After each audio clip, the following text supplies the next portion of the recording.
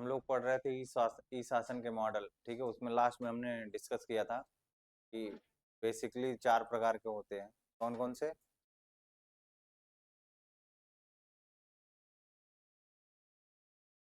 एक तो होता है G2G, दूसरा होता है G2C, और तीसरा क्या होता है? G2B और G2E। ठीक है, देखो क्लास स्टार्ट करने से पहले दो तीन बातें करना चाहता हूँ आपसे। अ, एक बहुत बहुत सिंपल सी बात समझिए लाइफ की। देखो 2-4 दिनों में जो भी चीजें घटित हुई हैं यहाँ पे, उसके लिए मैं कुछ नहीं कहूंगा। आप लोग जो भी समझे, मैं आपको बस एक बड़े भाई के रूप में एक सजेशन देना चाहूंगा कि देखिए, ये लाइफ है, बहुत इंपॉर्टेंट है। जैसा कि कल आपने जूम में भी देखा होगा, कैसे सर ने बताया कि टाइम जो है वो सबसे कीमती है, और हम उसको ऐसे खर्च करते हैं कि वो जैसे लगे कि सबसे सस्ता है। कभी इस तरीके से समय मत बर्बाद करिए। आज हो सकता है कुछ चीजें आपको लग रही हो कि वो बहुत अच्छी हैं, फ्यूचर में आप उन्हीं सब चीजों को लेकर के हो सकता है पश्चाताप करें कि काश उस टाइम पर हम ये ना करके पढ़ाई किए होते। ठीक है, देखो जो लाइफ यहाँ चल रही है उन उन चीजों से हम लोग गुजर चुके हैं।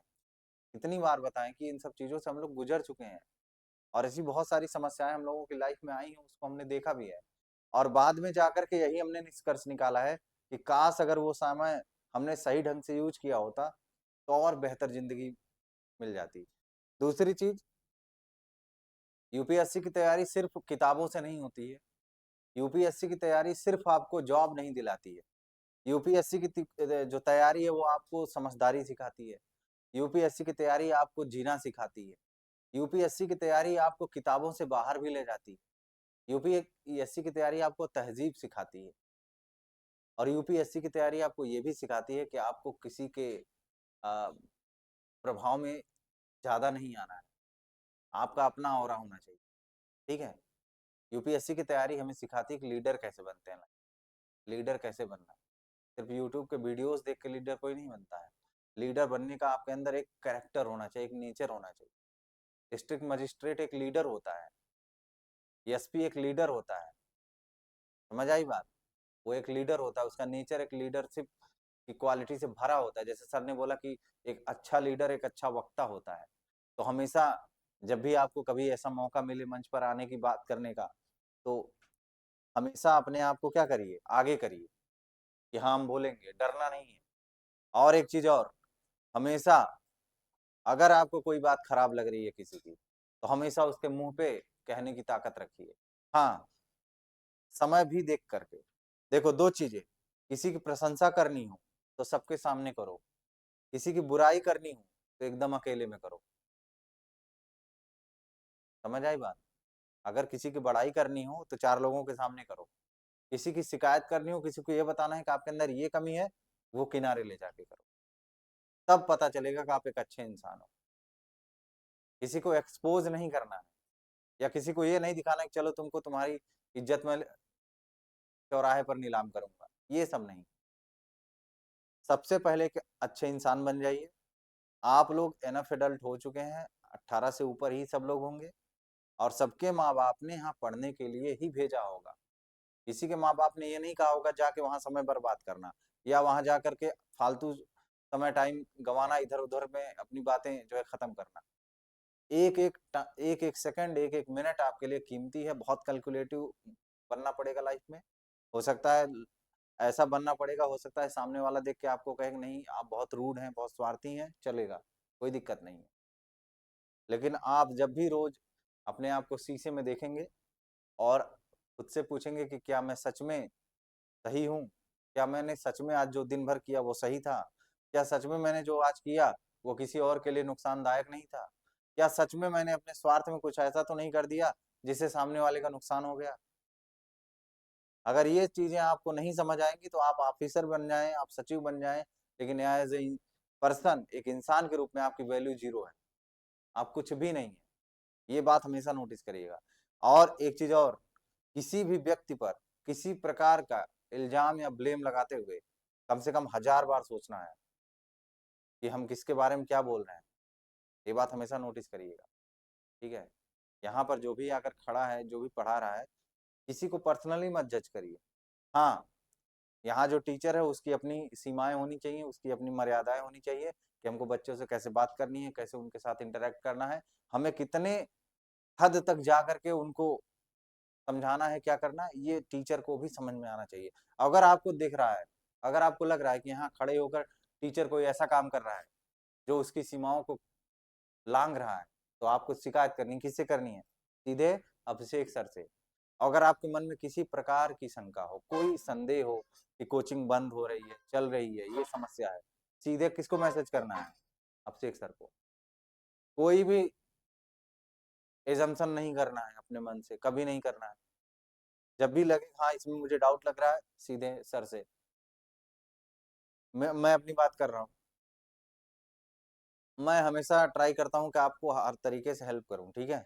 मेरा अपना जो नेचर है, हो सकता है बहुत सारे लोगों को ये भी लगता होगा कि मैं बहुत रूड हूँ, मैं बहुत कम बातचीत करता हूँ। लेकिन मैं अपनी दिल की बात बता रहा हूँ, मैं सिर्फ काम चलाऊँ ही बात करना चाहता हूँ सबसे। क्यों?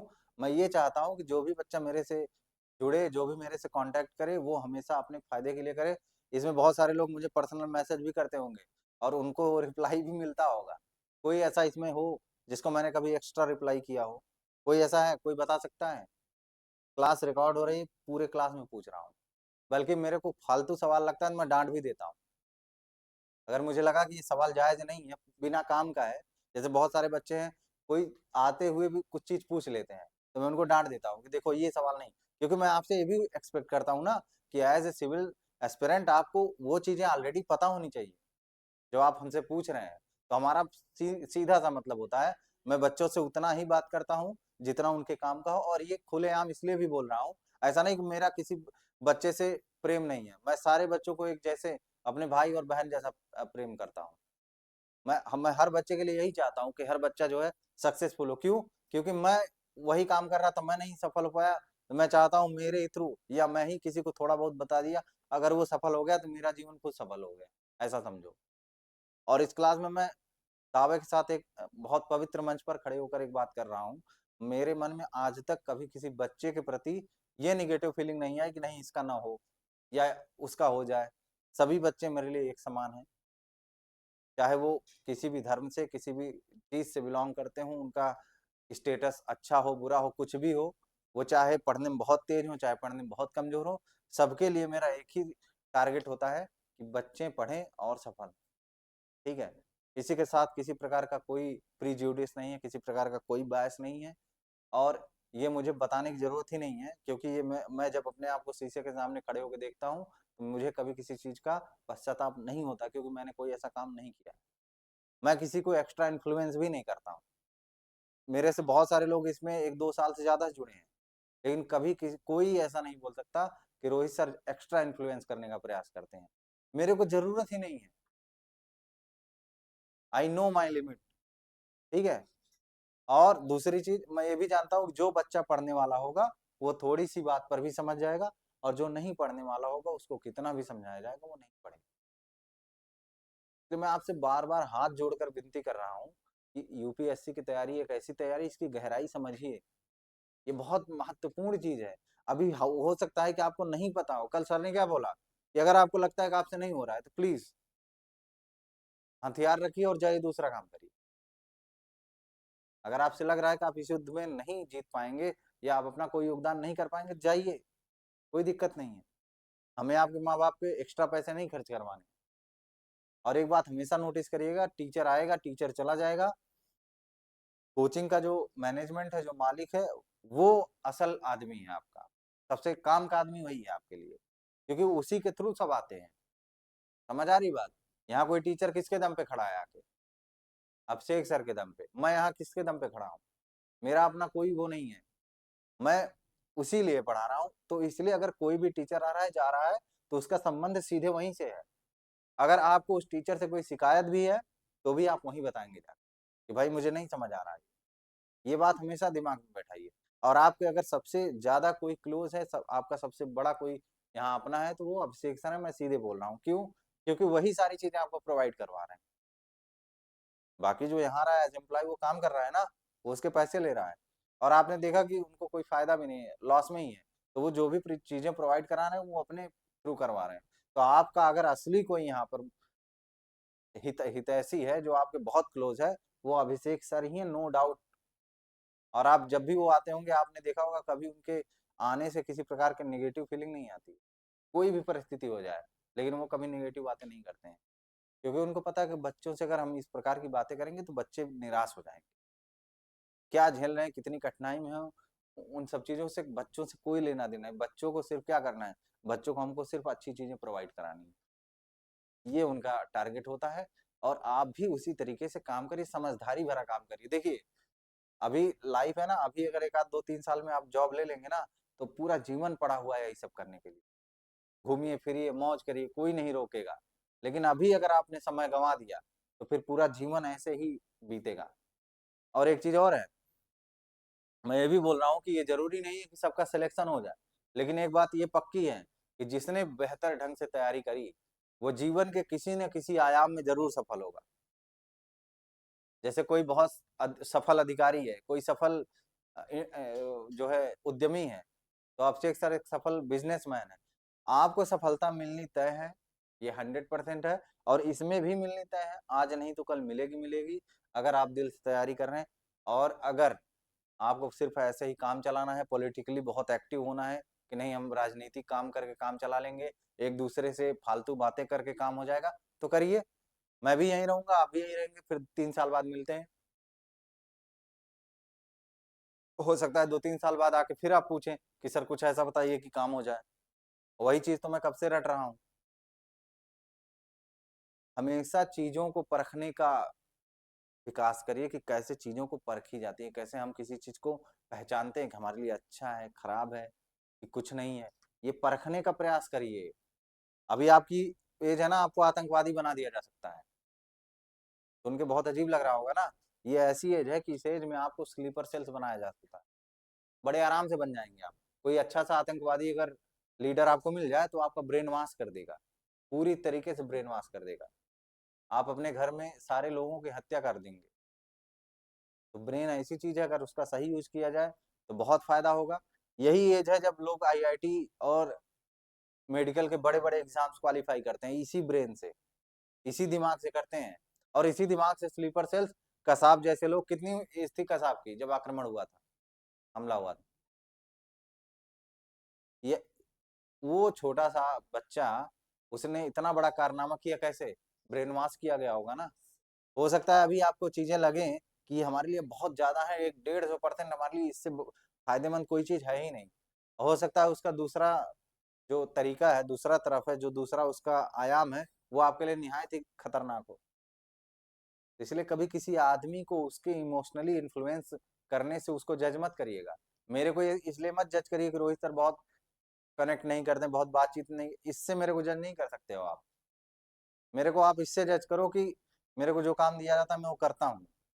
इससे जज करो कि मैं हमेशा यही ट्राई करता हूँ कि आपके लिए क्या नया से नया हो पाए। इस तरीके से जज करो आदमी को। ठीक है, और इस तरीके से जज करो कि कभी आप मेरे पास सलाह लेने आए हैं, कभी ऐसी एडवाइस दे दी हो नहीं जो आपके लिए बहुत घातक हो गई हो, या ऐसा लग रहा हो कि नहीं ये इन्फ्लुएंस करने के लिए एडवाइस दी जा रही है। एक्स्ट्रा कुछ नहीं। हाँ, I am your big brother, I am your teacher. आप जैसे मानना हो मान लें। आप लोग मेरे लिए एक स्टूडेंट्स हैं, हमारे लिए छोटे भाई बहन हैं, और वही मेरे लिए, उससे बड़ा रिलेशन कुछ नहीं है। और एक बड़ा भाई एक अपने भाइयों के लिए, अपने बहनों के लिए क्या कर सकता है ज्यादा से ज्यादा? कि उनको सफल होता देखता चाहता, बस इतना ही है, इससे ज्यादा और कुछ नहीं। यही यही मैक्सिमम थॉट है। और मैं अपने घर भी ऐसे ही रहता हूँ, ऐसा नहीं कोई बहुत प्यार या बहुत ज्यादा डीप इमोशनल बातें करता हूँ, वहां भी यही बात ही है। ठीक है, तो हमेशा इस बात को जानने का प्रयास करिए कि कौन आपके लिए बेहतर है, कौन आपके लिए खराब है। ये आपका काम है तय करना, आप इससे तय करें। हम जबरदस्ती कुछ कह भी नहीं सकते हैं, लेकिन हमेशा ध्यान रखिएगा कि अपना समय कभी गंवाइएगा मत, खराब कामों में कभी नहीं। और आज के युग में इस समय आपका सिर्फ एक ही काम होना चाहिए, पढ़िए और अपना शरीर हेल्दी रखिए, बस 2 ही काम करिए।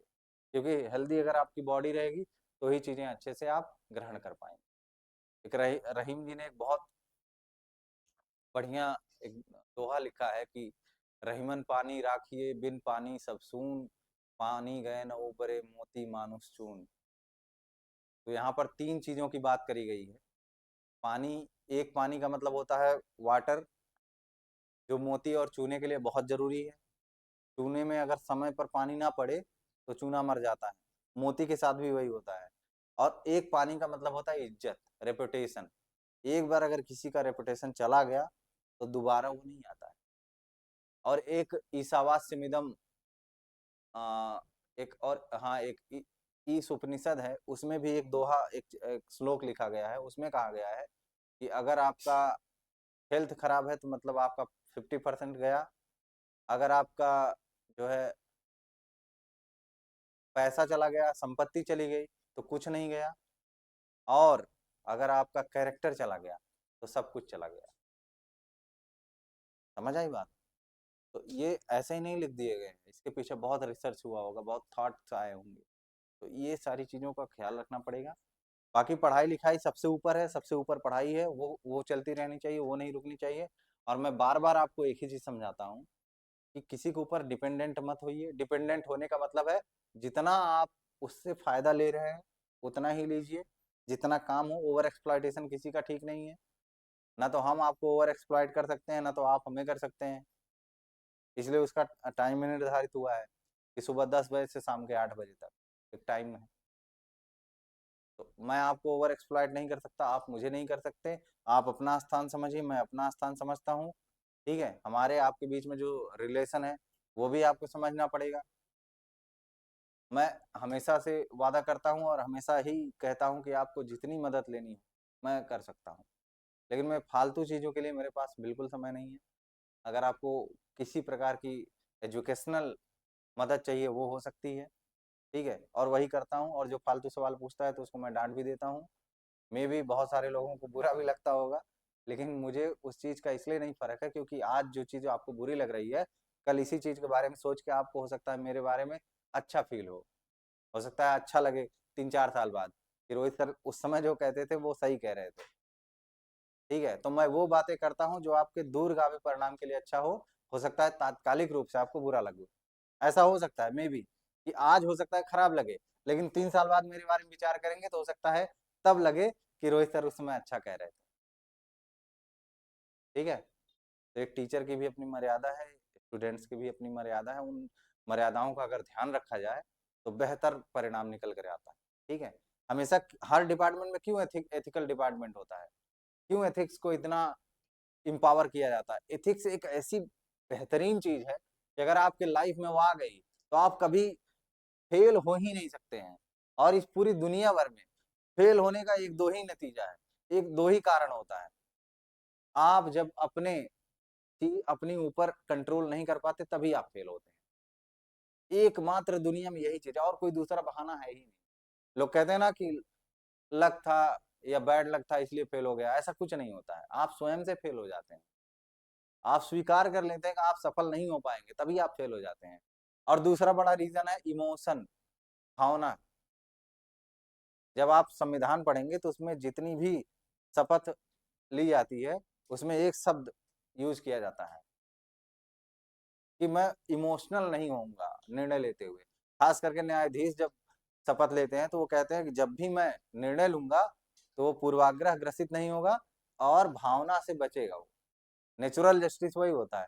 जैसे पिता को अगर पुत्र के खिलाफ न्याय करना हो या कोई डिसीजन देना हो तो इन्फ्लुएंस हो सकता है वो। क्यों? क्योंकि पिता और पुत्र का भावनात्मक रिश्ता है, बहुत गहरा रिश्ता है। पिता कभी नहीं चाहेगा कि उसका पुत्र खतरे में पड़े। माता को अगर अपने पुत्र के लिए कोई निर्णय करना हुआ बहुत कठिन हो जाएगा। इसलिए ऐसे केसेस में रिलेटिव्स को निर्णय लेने से बाहर कर दिया जाता है। क्यों? क्योंकि वहां पर नेचुरल जस्टिस का उल्लंघन हो सकता है। वो एक दूसरे से इतने प्रभावित है।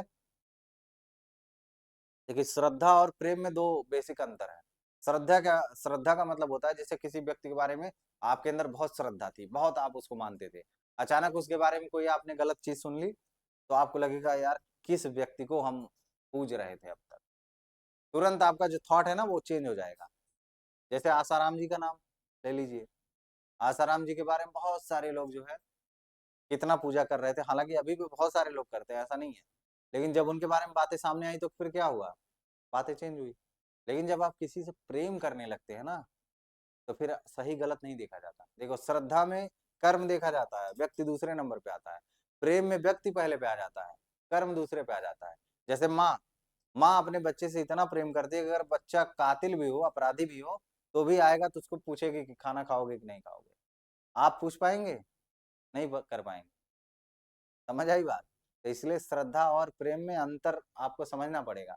श्रद्धा रख सकते हैं आप किसी से, हालांकि श्रद्धा रखना भी खतरनाक हो सकता है, आगे चल के आपको ब्लाइंड कर देगा वो। लेकिन हमेशा एक जागरूक माइंड रहना पड़ेगा, लीडरशिप हमेशा अंदर रहनी चाहिए कि मैं इस रास्ते पर हूँ, मुझे यहाँ निर्णय लेना है, कैसे निर्णय लूँ मैं आपको कि सही रास्ते पर जा पाऊँ। ठीक है, तो डिपेंडेंट नहीं होना है। बात समझ में आ गई ना? इतनी चीजें अगर समझ में आ गई तो फिर मैं उम्मीद करता हूँ कि आगे से कोई दिक्कत नहीं होगी। ठीक है। हाँ, और एक चीज और समझिएगा, लाइफ में ऐसे उलझने, ऐसी समस्याएं आती रहती हैं, उनका सामना करिए।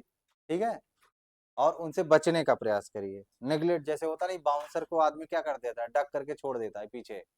हाँ, वो रेंज में है तब मार सकते हो, नहीं तो अगर रेंज से बाहर होगा, उसको खेलने का प्रयास करोगे तो आउट होके बाहर जाना पड़ जाएगा। तो ये बात ध्यान रखना। उम्मीद करता हूँ मेरी बातें आप समझ गए होंगे। ठीक है, समझ में आ गई ना? और ये जो कोचिंग बंद होने का आपके मन में संदेह था, उस संदेह को ही समाप्त करिए। ठीक है, उस संदेह के लिए कोई जगह नहीं है। और एक बात हमेशा दिमाग में बैठाइए कि जिसने आपको यहाँ ये सर्विस दी है, जो आपको ये सुविधाएं प्रदान कर रहा है, वही अल्टीमेट यहाँ का बॉस है। कुछ भी पूछना होगा, कोई भी संदेह आपको जानना होगा, तो आप उसी से संपर्क करें। ठीक है, बीच में मत सोचे कि किसी और से पूछना है, क्योंकि संदेह तब ज्यादा बढ़ जाता है जब हम सही व्यक्ति से जानकारी नहीं लेते। अब आप चौराहे पे खड़े हैं, उस व्यक्ति से पूछ रहे हैं कि हमको इस गांव में जाना है, उसको खुद नहीं पता है, तो ऐसे अपने आप को बड़ा दिखाने के लिए बोल देगा उस रास्ते पे जाओ। फिर वहां जाते आते थोड़ी दूर के बाद पता चला कि वो गांव तो था ही नहीं वहां पे, वहां तो जंगल है, और जंगल में शेर आ गया, आपका काम खत्म। तो इसलिए आपको पता होना चाहिए कि आप किस व्यक्ति से पूछ रहे हैं। समझ आई बात? पूछना भी बहुत मायने रखता है। सही व्यक्ति से सलाह लेना बहुत उचित है, क्योंकि इसीलिए तो लॉयर बनाए गए हैं ना। आखिर इसका पैसा क्यों लगता है? क्योंकि वो बहुत जरूरी है। सलाह के लिए भी सोचिए, सलाह लेने के लिए भी पैसा देना पड़ता है। क्यों? इससे पता चलता है कि सलाह कितनी कीमती चीज होती है, कि अगर सही सलाह टाइम पर ना मिली तो मामला खराब हो गया आपका। तो इन सब चीजों को ध्यान में रखिए। और बाकी आप लोगों से मैं इतना उम्मीद हमेशा करता हूँ कि आप, हालांकि जब ये कोचिंग स्टार्ट हुई थी, जितने बच्चे जुड़े थे, मेरे को लगा था कि सारे बच्चे बहुत ढंग से काम कर रहे हैं, लेकिन ये भी ये भी सच बात है कि उम्र उम्र का पड़ाव ऐसा होता है, कई बार आदमी जो है अ, पढ़ाई के अलावा और बहुत सारी चीजें करने लगता है। लेकिन फिर भी अभी भी बहुत समय है, ऐसा नहीं कि अभी आपके हाथ से टाइम चला गया है। अभी अगर आपने खुद को रोक लिया, खुद को संभाल लिया, तो आगे बहुत अच्छा करेंगे। नहीं तो मैं कटु सत्य बोलता हूँ कि बाद में पछताएंगे और कुछ नहीं होगा। ये कहीं लिख कर रख लीजिए कि बाद में पछताएंगे अगर अभी समय का यूज नहीं किया तो। ये बात, और पढ़ना हो तो पढ़िए, नहीं पढ़ना हो, कोई और काम करना हो, किसी और काम में अगर आपको बेटर मन लग रहा हो तो वहां जाइए। ठीक है, तो ही काम करिए। आइदर वही करो या मरो वाला मामला है, डू और डाई। अगर करना हो तो अच्छे से करो, अदरवाइज मत करो, छोड़ दो, देखा जाएगा जो होगा। ठीक है, मेरी बातों को माइंड मत करिएगा, मैं सिर्फ आपके फायदे के लिए बोल रहा हूँ। और आज के जमाने में इतने समझदार लोग हैं, तो अब कहीं आप ये ना सोचने लगे कि इतना मेरे फायदे के बारे में क्यों आप बता रहे हैं, आपको इससे क्या फायदा है। इससे मेरा यही फायदा है कि अगर आप सिलेक्ट हो गए कभी फ्यूचर में, तो थोड़ा सा ये उम्मीद रहेगी कि देखो, इस बच्चे को मैंने पढ़ाया था, ये सिलेक्ट हो गया, तो अंदर एक थोड़ा सा प्राउड फील होगा। प्राउड फील प्राउड फील करने का जैसे मन करता है ना टीचर्स का, कि हमारे भी बच्चे सिलेक्ट हों। बस यही मेरा फायदा है। और आप जितना अच्छा काम करते जाएंगे मेरा भी प्रमोशन होता जाएगा, ये भी एक फायदा है मेरा उसके साथ साथ। तो ये सारे फायदे हैं। तुम्हारा नाम कहीं किसी के सामने लेना होगा तो थोड़ा गर्व से लूंगा, ये भी एक फायदा है। और तुमने भी कभी इधर उधर थोड़ा बहुत कहीं मी, मीडिया से मीटिंग वगैरह हुई, प्रेस कॉन्फ्रेंस हुआ, मेरा एक आध बार नाम ले लिया कि रोहित सर ने भी थोड़ा बहुत योगदान किया था, तो फायदा हो जाएगा। तो ये सारे फायदे हैं मेरे। अब इसको आप फायदा समझे क्या समझे, ये आप समझे, यही फायदा है मेरा, बस इतना ही है।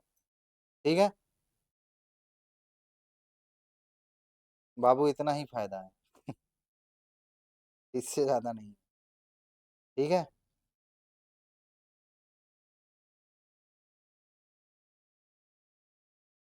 और कुछ? हाँ, अभिषेक सर ने पूछा था आपसे, अभी उन वो चले गए, अगर और कोई डाउट हो वहां तक पहुंचाना हो मुझे तो वो भी बता दीजिए, कोई अगर बात हो तो। कोई बात नहीं है ना? कोई बात हो तो बताइए। हाँ। कहाँ तक पहुंचा है वो? और ये तो पता होगा ना कितना बाकी है?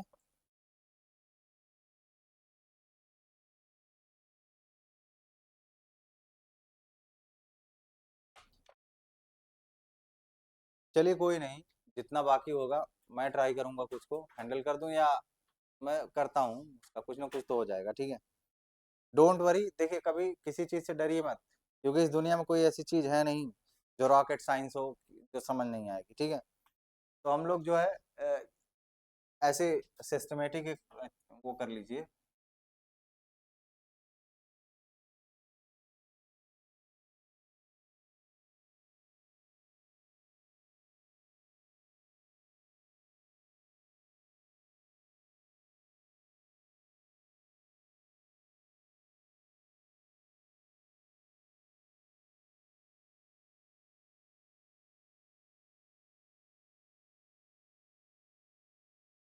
यहीं से स्टार्ट करेंगे।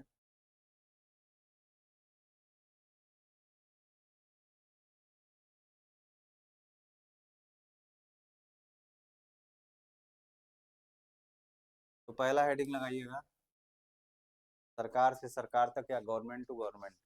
ठीक है।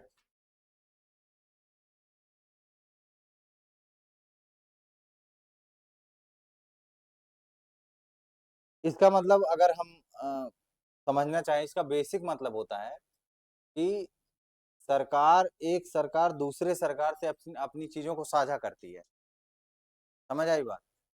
अब उसमें बहुत सारी चीजें हो सकती हैं, जैसे एग्जाम्पल के रूप में कोई डेटा साझा करना हुआ। जैसे मान लो कोई सर्वे हुआ, केंद्र सरकार ने सर्वे किया, अब वो राज्य सरकार से उसको साझा करेगी, भाई ये डेटा, ये हमने सर्वे किया, इसमें हमको ये रिजल्ट मिला, तो आप उसको अपने साथ लेकर रखिए। ठीक है। या ये चुनाव की जानकारी हुई,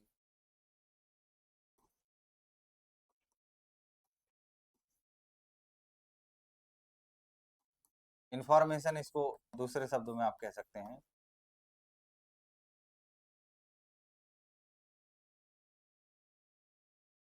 जैसे स्वच्छ भारत अभियान है, इसका जो डेटा है, इस योजना की जो जानकारी है, वो केंद्र सरकार राज्य सरकार को साझा करेगी, स्टेट गवर्नमेंट को साझा करेगी, और स्टेट गवर्नमेंट उस डेटा का यूज करेगा। ठीक है, और उस डेटा का यूज करके अपने हिसाब से योजना को लागू करेगा। ठीक है। बाकी दस्तावेज हैं, डॉक्यूमेंट्स हैं, उनको भी साझा करना होता है। जैसे बहुत सारे डॉक्यूमेंट्स, मान लो ये सेंट्रल स्टेट रिलेशन आपने पढ़ा ही है, और ऐसा नहीं कि ये सिर्फ उसी स्तर पे होता है। जैसे सरकार से सरकार तक का मतलब थोड़ी ना है कि भाई सेंट्रल और स्टेट के ही बीच में दस्तावेज साझा होगा, डॉक्यूमेंट साझा होगा, जानकारी साझा होगी आपस में। ये एक एक सेंट्रल, ये एक ही गवर्नमेंट के अंदर अधिकारियों और कंप एजेंसियों और एजेंसियों के बीच में तो हो सकता है। जैसे मान लो ईडी जो है वो सीबीआई से अपना जानकारी साझा कर सकती है, ये भी तो गवर्नमेंट टू गवर्नमेंट ही हुआ ना। ये होता है गवर्नमेंट टू गवर्नमेंट। अपनी सुविधाओं का, योजनाओं का जो भी डेटा निकला है, जो भी सर्वे है, उन सब चीजों को एक दूसरे से साझा करना, जिससे दोनों लोग, दोनों सरकारें एक दूसरे के साथ समन्वय स्थापित करके किसी भी काम को अंजाम दे सकें। क्योंकि अगर इंफॉर्मेशन ही नहीं होगी तो काम कैसे होगा? जैसे मान लो कोई भी जानकारी हुई, मान लो सेंट्रल गवर्नमेंट ने क्या किया, सेंट्रल गवर्नमेंट ने कोई एक योजना निकाली और उसने कहा कि ये इस राज्य के लिए बेहतर होगा। तो अगर उस राज्य के पास उसकी जानकारी ही नहीं होगी तो राज्य वो काम कैसे करेगा? तो जब टीम एक काम करती है, टीम में जितने भी मेंबर्स होते हैं, सभी मेंबर्स को एक दूसरे के या जो भी काम है, जो भी वर्क है, उसकी जानकारी सबको होनी चाहिए। ये एक रूल होता है। वर्क काम करने का एक रूल होता है। वो रूल क्या है कि जैसे मान लो 5 मेंबर्स हैं काम पूरे टीम में, तो 5 के पांचों मेंबर्स को जानकारी होनी चाहिए। हाँ, 5 के पांचों मेंबर्स की हायरार्की होनी चाहिए कि पहले जानकारी यहाँ आई, फिर यहाँ आई, फिर ऐसे ऐसे करके वो उस व्यक्ति तक पहुंची जो जो उस जानकारी को जानना जिसके लिए बहुत जरूरी है। समझ आई बात? जैसे मान लो कोई निर्णय लेना हुआ, तो अब निर्णय 5 में से सिर्फ 3 ही लोगों को पता है, 2 लोगों को पता ही नहीं है, तो फिर काम सही ढंग से नहीं होगा।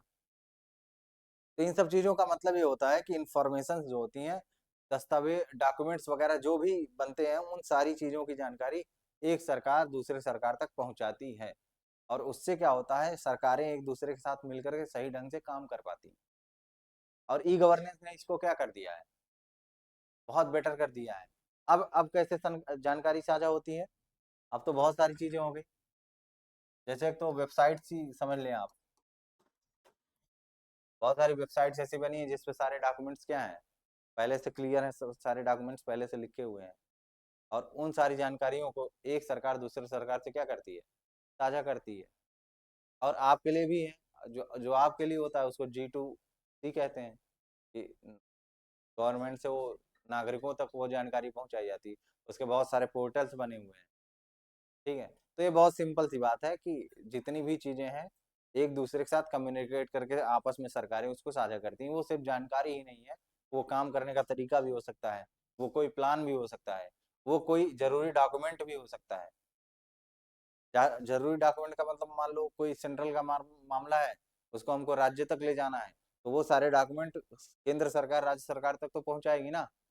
आखिर उसको अधिकार कैसे मिलेगा काम करके? काम करने का अधिकार बिना डॉक्यूमेंट के तो होता ही नहीं। हर काम, आप पता है कि सरकार का सारा काम डॉक्यूमेंट से ही होता है। डॉक्यूमेंट, जैसे आप जब जॉब करेंगे, जब आपको सरकारी नौकरी मिलेगी, तो एक डॉक्यूमेंट पर ही लिख कर आएगा ना कि आपको सेलेक्ट कर लिया गया है। वो सर्टिफिकेट जो है, वो प्रूफ के तौर पर एक डॉक्यूमेंट ही होगा ना, तो आप तक तो आना चाहिए ना वो। तो कैसे राज्य सरकार के पास कोई पावर है कोई काम करने का, या उसको कैसे पता चलेगा कि हमारे पास ये ताकत आ गई है? तो वो कैसे होगा? वो इस डॉक्यूमेंट से ही होता है। तो ये सारी चीजों की जो जानकारी है वो एक दूसरे के साथ, एक सरकार दूसरे सरकार के साथ उसको साझा करती है। और इसी को हम बोलते हैं ई गवर्नेंस का G2G मॉडल। ठीक है, और आज के ज़माने में ये बहुत ज़्यादा अप्लीकेबल है, क्योंकि आजकल आईटी बहुत ज़्यादा आगे बढ़ चुकी है, आईसीटी। ठीक है, इंफॉर्मेशन एंड कम्युनिकेशन टेक्नोलॉजी बहुत दूर पहुंच गई है, तो अब ये चीज़ें बड़े आराम से एक सरकार दूसरे सरकार को साझा कर देती है, बहुत कम टाइम में। क्यों? इसका फायदा क्या है, बहुत कम टाइम में बहुत सारा काम हो जाता है। पहले क्या होता था, पहले जब इन सब चीज़ों की व्यवस्थाएं नहीं थी, तो कागज पर काम होता था, पूरा कागज में बकायदा लिखा जाता था। फिर उसको स्पीड पोस्ट या किसी स्पीड पोस्ट छोड़ दो, एक कर्मचारी होता था जो उसको लेकर के जाता था। तो बहुत सारी चीजें होती, अब वो सब करने की जरूरत ही नहीं है, अब तो डॉक्यूमेंट सीधे शेयर हो जाता है। ठीक है, तो यही सब है, इसको लिख लीजिए।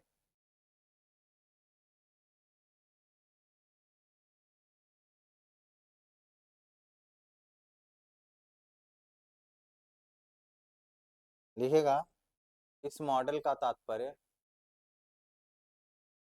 इस मॉडल का तात्पर्य,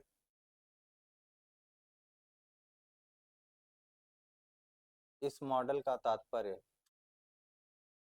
हिंदी वाले इसको सरकार से सरकार तक लिखें तो ज्यादा सही रहेगा। इस मॉडल का तात्पर्य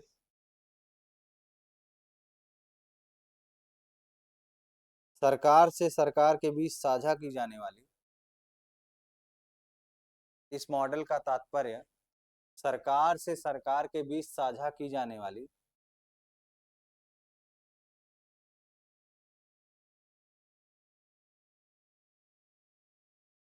साझा की जाने वाली सेवाओं से है।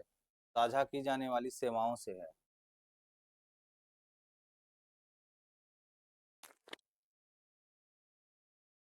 साझा की जाने वाली सेवाओं से है। ऐसी बहुत सी जानकारियां व सूचनाएं होती हैं। ऐसी बहुत सी जानकारियां व सूचनाएं होती हैं। ऐसी बहुत सी जानकारियां व सूचनाएं होती हैं।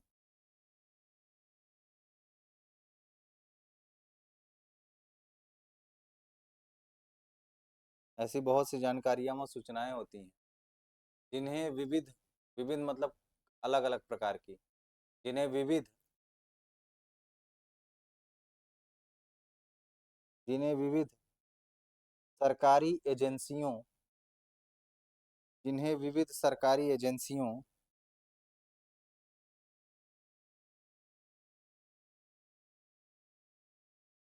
जिन्हें विविध सरकारी एजेंसियों, विभागों, जिन्हें विविध सरकारी एजेंसियों, विभागों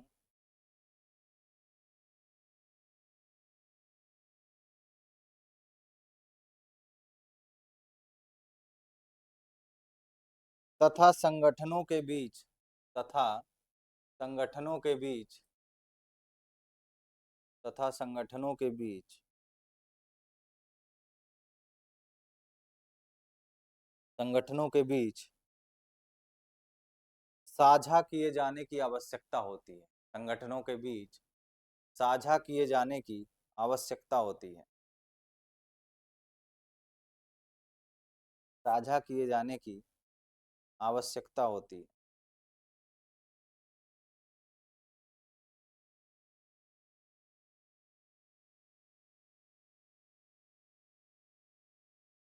लिखिए, ऐसी कुछ निम्नलिखित जानकारियां, ऐसी कुछ निम्नलिखित जानकारियां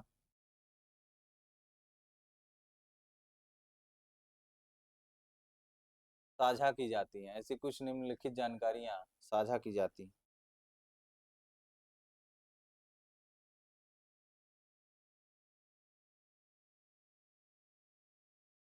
एक लिखिए, इसमें एक नंबर डाल के लिखिएगा। सरकारी दस्तावेजों का आदान प्रदान, सरकारी दस्तावेजों का आदान प्रदान, सरकारी दस्तावेज मतलब होता है डॉक्यूमेंट्स, जो डॉक्यूमेंट्स होते हैं उनका आदान प्रदान होता है। ऐसा नहीं कि सिर्फ केंद्र सरकार राज्य सरकार को ही साझा करती है एक एजेंसी दूसरे, तो जो दूसरी एजेंसी वो दूसरे को भी तो मतलब ट्रांसफर हो गया ना, वो बाई डायरेक्शनल होता है। यूनि डायरेक्शनल नहीं, मतलब केवल एक ही व्यक्ति है जो साझा कर रहा है, सामने वाला व्यक्ति भी तो साझा करेगा ना जानकारी। हम्म। सरकारी दस्तावेजों का आदान प्रदान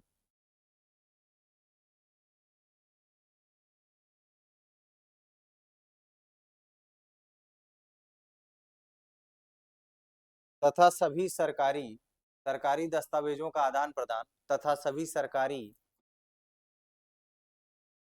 दस्तावेजों का भंडारण भी, भंडारण स्टोरेज, जितने भी सरकारी दस्तावेज हैं उनको स्टोर किया जाता है वेबसाइट पर, इंटरनेट पर। वो किसके माध्यम से हो रहा है? ई गवर्नेंस के माध्यम से। ठीक है, तो सभी तथा सभी सरकारी दस्तावेजों का भंडारण ई शासन के द्वारा किया जाता है। इसका कोई एग्जाम्पल बताइए, क्या आपने कभी ये देखा है ऐसा कुछ, दस्तावेजों का भंडारण कैसे? डिजी लॉकर तो सिटीजन के लिए होगा। हाँ हाँ, जैसे प्रैक्टिकल एग्जाम्पल का मतलब ये हो, जैसे मान लो कोई आप वेबसाइट खोलते हो, तो वेबसाइट पर देखते हो कुछ पीडीएफ वगैरह रहता है, फिर आप उसको डाउनलोड कर लेते हो, तो वो जानकारी वहां पर स्टोर थी तभी तो आपने डाउनलोड किया सरकारी वेबसाइट पे। जैसे मान लो एग्जाम्पल के रूप में नोटिफिकेशन आता है यूपीपीएससी का, आप जाते हैं वेबसाइट पे और वहां से नोटिफिकेशन क्या कर लेते हैं, डाउनलोड कर लेते हैं। तो डाउनलोड कैसे होता है? स्टोर होता है ना वेबसाइट पे, तभी तो इसी को, ये तो ई शासन के थ्रू ही होगा ना। मान लो इंटरनेट था ही नहीं जब सरकार के पास, तब कैसे पॉसिबल था ये? तब तो था ही नहीं, तब तो हाथ से लिखना पड़ता होगा टाइपिंग से, और उसको अखबार में निकलवाते थे। निकलता था कि नहीं अखबार में? हालांकि अखबार में अभी भी निकलता है, ऐसा नहीं कि नहीं निकलता है, लेकिन अब ये ज्यादा आसान हो गया है कि वो सीधे जो है इंटरनेट पे साझा हो जाता है। अच्छा, ये चीज नागरिकों के लिए फायदेमंद हो गई, तो ये सरकारों के लिए भी तो होता है। अब क्या एक सरकार वो वेबसाइट ओपन ही नहीं कर सकती? करेगी ना, वो भी तो यूज करेगी उसका। तो गवर्नमेंट टू गवर्नमेंट में यही होता है, जानकारियों का, दस्तावेजों का क्या होता है, शेयरिंग होती है। एक दूसरे के द्वारा उसका आदान प्रदान करते हैं, क्यों करते हैं? जिससे कम्युनिकेशन हो पाए, एक समन्वय, कोऑर्डिनेशन बन पाए किसी भी काम को करने के लिए। ठीक है, इतनी बात समझ में आ गई ना? ठीक है, आगे लिखिए इसमें।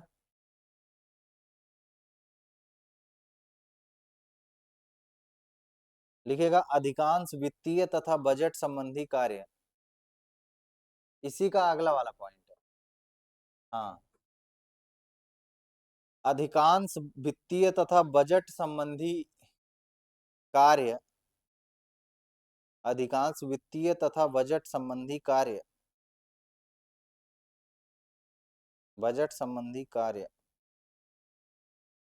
ई शासन के माध्यम से ही किए जाते हैं। बजट संबंधी कार्य ई शासन के माध्यम से ही किए जाते हैं, ई शासन के माध्यम से ही किए जाते हैं।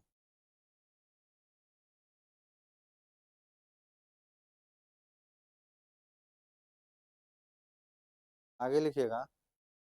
या तो अब ये हो गया आपका गवर्नमेंट टू गवर्नमेंट, सरकार से सरकार तक। अब इंग्लिश वाले लिख लें इसे।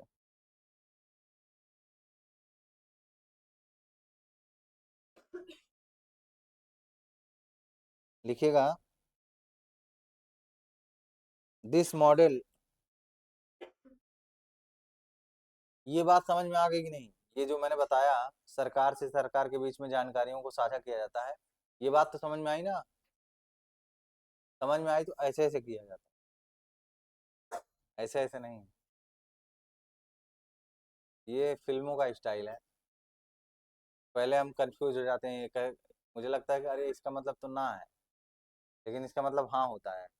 कई बार हाँ होता है इसका मतलब। हाँ, वो कोड होता है, जैसे जो बड़े बड़े रॉ एजेंसी में कोड वगैरह होते हैं ना, वो ऐसे ही यूज किए जाते हैं कि ऐसे ऐसे करके भी कोड बनाया जाता है। अब वो कैसे बनता है वो मेरे को आइडिया नहीं है। कौन सा कोड? अच्छा, मार्क्स कोड कहते हैं वही। पता नहीं, 4 बार ऐसे कर दिया तो कुछ हो गया। हाँ वही, समझ आई बात? तो ऐसे ही लिखिएगा आगे। लिखिए गवर्नमेंट टू गवर्नमेंट, या ऐसे लिख दो सीधे, this model refers to this model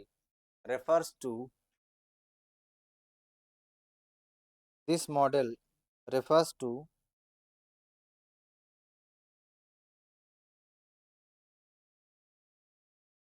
the sharing of services. This model refers to the sharing of services. This model refers to the sharing of services between government to government. देखो, एक बात और समझना, ये इंट्रा गवर्नमेंटल भी हो सकता है, इंटर गवर्नमेंटल भी हो सकता है। I hope you will understand what is meaning of intra governmental। means that in government, in the structure of government, जैसे मान लो केंद्र सरकार में ही सीबीआई और ईडी ने एक दूसरे से सूचनाएं साझा कर ली, तो इसको आप इंट्रा गवर्नमेंटल बोल सकते हैं। और इंटर गवर्नमेंटल का मतलब हो गया सेंट्रल गवर्नमेंट ने अपनी सूचना उत्तर प्रदेश सरकार के साथ साझा की, या उत्तर प्रदेश सरकार ने अपनी सूचना मध्य प्रदेश के साथ साझा की। You can say it inter governmental, अलग अलग, अंतर सरकारी, साझा। ठीक है, समझ में आया कि नहीं आया? फिर तुम वही काम कर रहे हो, ऐसे ऐसे कर रहे हो। ठीक है, लिखो। ये हो गया ना गवर्नमेंट टू गवर्नमेंट। आगे लिखेगा there are many details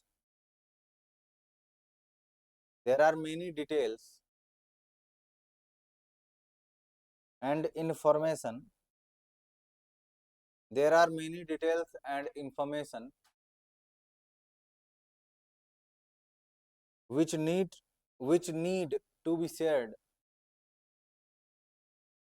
which need to be shared, to be shared, to be shared between various government agencies, between various government agencies,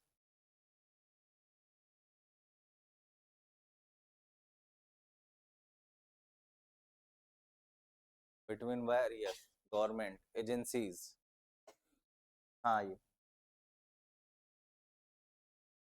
होंगी, ऑफिस में देखिए।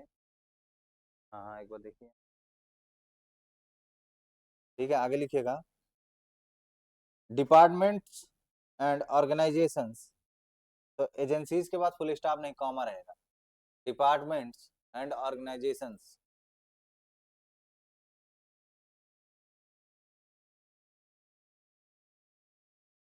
Such services, such services. पहले मैं जब सच सुनता था ना इंग्लिश में, क्योंकि हिंदी माध्यम का छात्र था, तो मुझे लगा इंग्लिश में कैसे सच, ये इसका क्या मतलब होता है। फिर धीरे धीरे बाद में समझ आया, अरे कि सच का कुछ और ही मतलब होता है। बहुत सारे ऐसे वर्ड्स हैं ना जो इंग्लिश हिंदी के कंफ्यूज कर देते हैं। जैसे अवधी भाषा में एक शब्द है near I, near I, near I का मतलब भी करीबी होता है। तो कई विद्वान ऐसे वो दावा करते हैं कि अवधी भाषा से इंग्लिश शब्द की उत्पत्ति हुई है।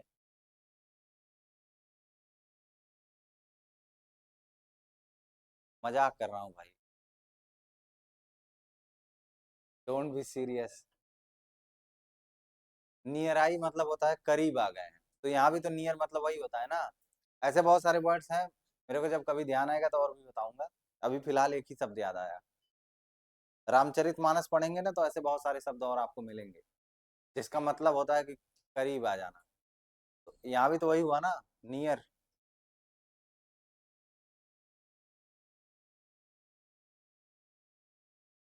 ठीक है, आगे लिखिएगा। क्या लिखा आपने? सर्विसेज और information are as follows, are as follows. बेड़ी पाई लगा सकते हैं बगल, स्लीपिंग लाइन। ठीक है, पहला लिखिएगा, exchange of government documents, exchange of government documents, exchange of government documents,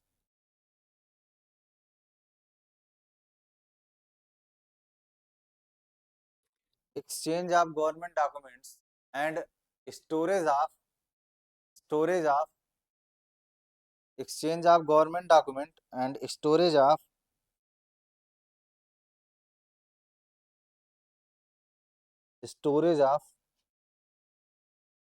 government documents is also done, is also done,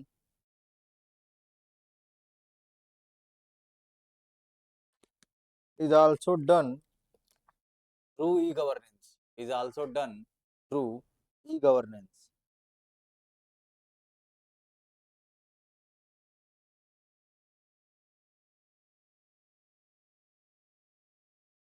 ठीक है, ये रहा आपका गवर्नमेंट टू गवर्नमेंट का। ठीक है, अब अगला जो हम लोग पढ़ेंगे, सेकंड वाला हो तो गया, ये अभी बाकी है कुछ? अच्छा, अच्छा ठीक है, लिख दीजिए, अगला लिख दीजिए। I am really sorry for that severe mistake. ठीक है, लिखिएगा। Most of the financial, most of the financial, most of the financial and budget related,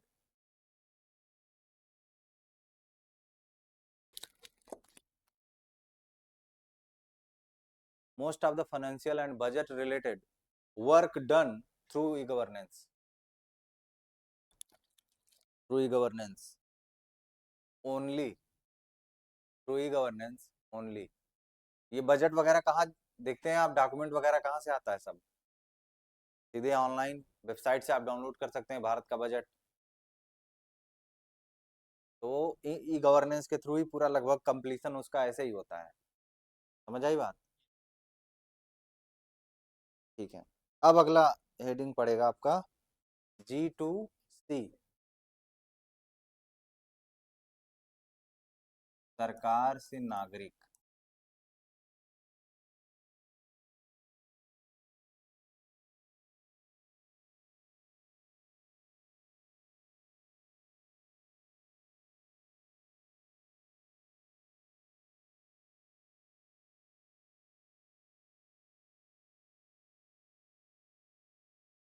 तो इसका मतलब ये होता है ना कि सिर्फ ऐसे समझो, सरकार के द्वारा नागरिकों को जो सुविधाएं दी जाती हैं, सर्विसेज जो प्रोवाइड करी जाती हैं, उसी को हम बोलते हैं G2C।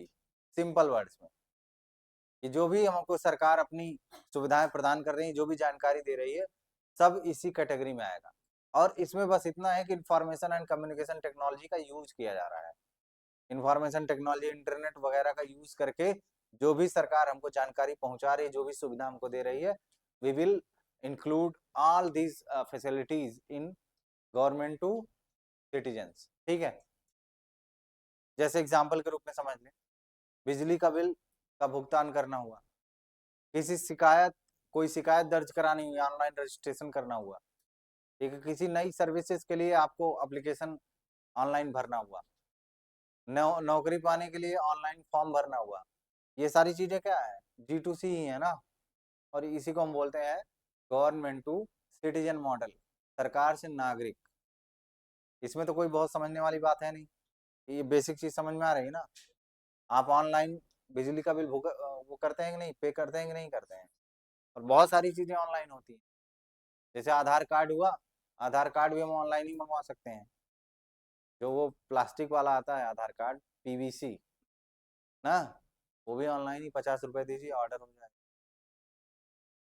सिर्फ 50 रुपए में आ जाएगा वो, 50 रुपए फीस है उसकी। आप चाहें तो अपने मोबाइल से भी मंगवा सकते हैं, वेरी इजी। किसी को मंगवाना होगा तो बता देना, मैं I know the process.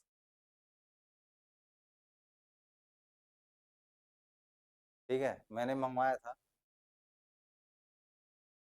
Internet और वेबसाइट वगैरह पे थोड़ा ज़्यादा एक्टिव रहता हूँ मैं, खास करके मेरे को अधिकतर जानकारियाँ रहती हैं।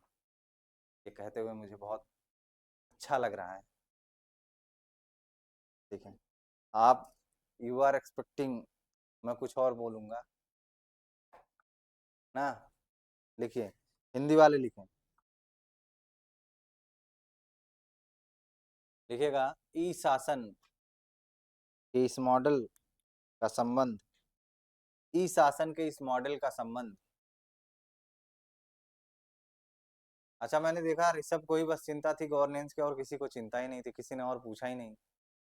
ऐसा क्यों था?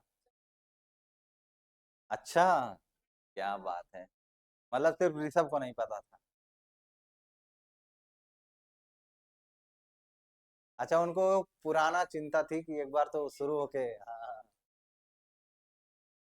नहीं तो आप लोग किस लिए हैं, अगर रुकेगा तो आप लोग बोलिएगा कि क्यों रुक गया। नहीं नहीं, पिछली बार इतना कोई खास नहीं कुछ था। पिछली बार तो लोग सोच रहे थे कि इसको बंद ही कर दिया जाता, ज्यादा सही रहता। ठीक है, पिछली बार की कहानी ऐसी थी कुछ, तभी तो कोई दबाव नहीं पड़ा। कहीं ऐसा ना हो कि कुछ लोग इसके बारे में भी सोच रहे हो कि सर इसको भी अब नहीं होगा हमसे। कोई दिक्कत तो नहीं है ना? कोई डाउट वगैरह? जो हमने पढ़ा हो वो सब पढ़ लिया आपने?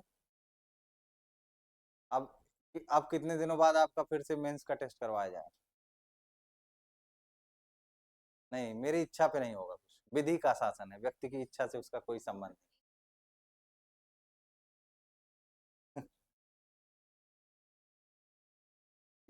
यही यही सब बेसिक कॉन्सेप्ट, गड़बड़ी मत करना। जो विधि बनाएगा वो भी उस विधि के ही अंडर आएगा, ये बात ध्यान रखना। कानून बनाने वाला भी कानून फॉलो करेगा। ठीक है। तो विधि का शासन यही कहता है। अब ये नहीं कि जिसने विधि बना दिया वो विधि के ऊपर चला गया, no. I am not the philosopher king of Plato that goes beyond the rule of law. ठीक है। तो विधि का शासन ये कहता है कि विधि ही सर्वोच्च होगी, विधि से ऊपर कोई नहीं। पहले तो आंख पर पट्टी बंधी हुआ करती थी, अभी फिलहाल वो हट गई है। भारतीय न्यायपालिका की देवी जो है, उनकी आंख से पट्टी हटा दी गई है।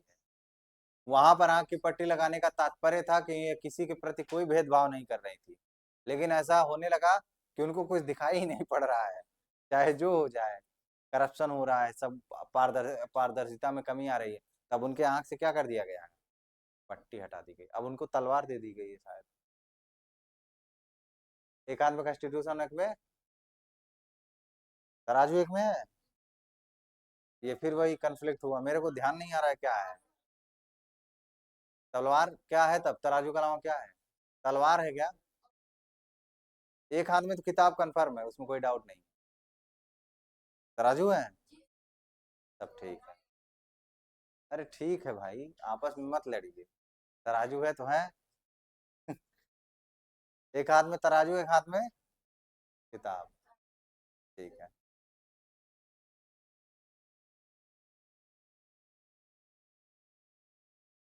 अपने देश का था नहीं तो मुझे याद नहीं। वो रोमानियन कानून था। ठीक है, वो यूरोपियन कल्चर था, क्योंकि अंग्रेजों ने भारतीय न्यायपालिका की व्यवस्था तो अंग्रेजों की ही स्थापित करी गई है। तराजू और तलवार। कोई बात नहीं, कोई बात नहीं, कोई बात नहीं।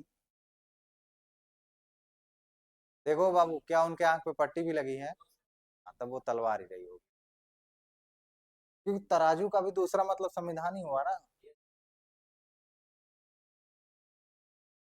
Everyone is equal. ठीक है। तो एक हाथ में क्या है, संविधान, एक में तराजू, एक में तलवार, संविधान नहीं है। ठीक है। आपके गूगल पे दूसरा कहीं रिजल्ट तो नहीं आ रहा है? आप लोगों ने दूसरा तो नहीं चेक किया था? तो बहुत दिन हो गया ना, बहुत दिन हो गया, कंफ्यूजन हो गया। आप बताइए, आप बताइए भाई, क्यों एक ही बात को इतना कंफ्यूज कर रहे हैं आप लोग?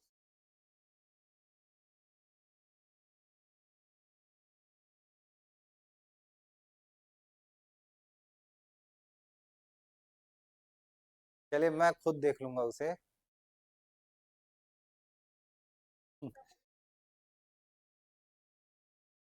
आगे बढ़िए। चलिए ठीक है। अभी मैं किसी का सही नहीं मानूंगा जब तक मैं खुद से ना देखूं।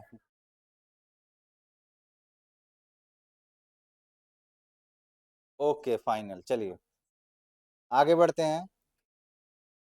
ई शासन के इस मॉडल का संबंध, ई शासन के इस मॉडल का संबंध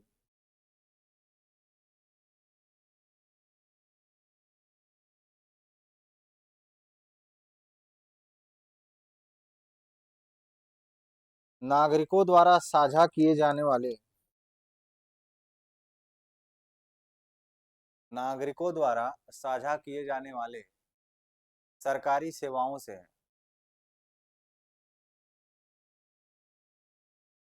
नागरिकों द्वारा साझा किए जाने वाले सरकारी सेवाओं से है।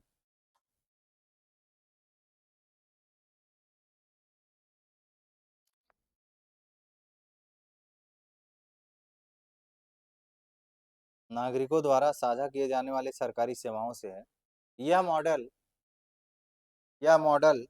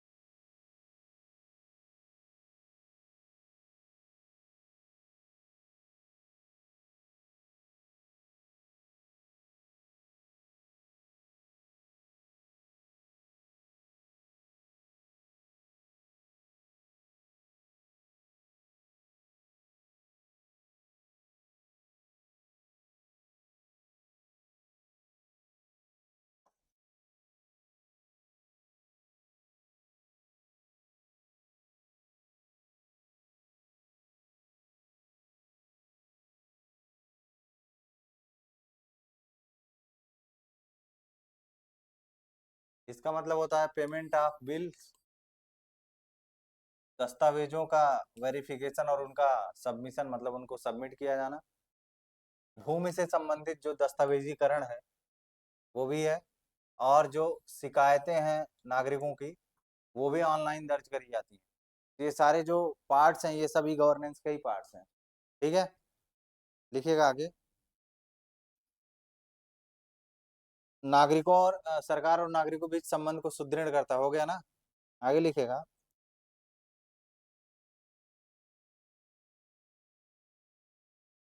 चलिए आगे लिखिए, यह मॉडल सरकार तथा नागरिकों के बीच। अमन तुमने लिख लिया था, तुमने लिख लिया था। लिखिए। यह मॉडल सरकार तथा नागरिकों के बीच संबंध को सुदृढ़ करता है। यह मॉडल सरकार तथा नागरिकों के बीच संबंध सुदृढ़ करता है।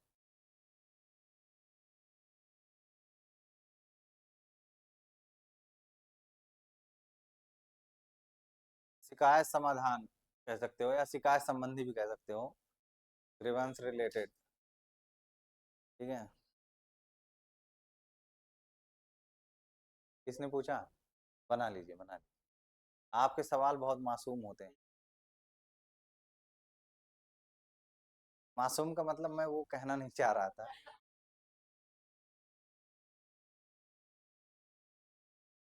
है, कोई बात नहीं, कोई बात नहीं, बना लीजिए।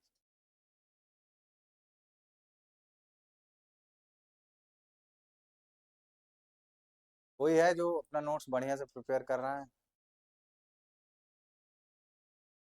जिसकी राइटिंग अच्छी हो।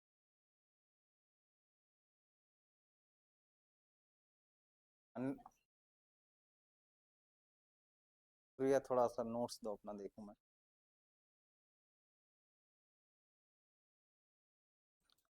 कितने कितने दिन का गैप हुआ है क्लास में? कोई नहीं है। बहुत बढ़िया।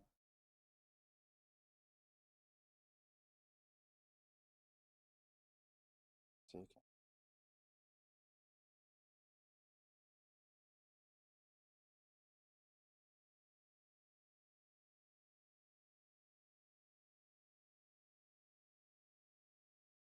ठीक। अच्छा, उसके बाद है लैंड रिलेटेड डॉक्यूमेंट्स, भूमि संबंधी दस्तावेज। वो भी तो स्टोर रहता है ना, वो भी तो स्टोर रहता है ना वेबसाइट पे। वहां से आप जाके चेक कर सकते हैं कि भाई आपका जमीन जायदाद या रास्ता कैसे जाएगा, आपका खेत कहाँ है, सब पता लग जाता है कि नहीं। हाँ, भूलेख। लेखपाल जो है वो क्या करता है? लेखपाल क्या करता है? आपकी जमीन नापता है। यही तो करता है।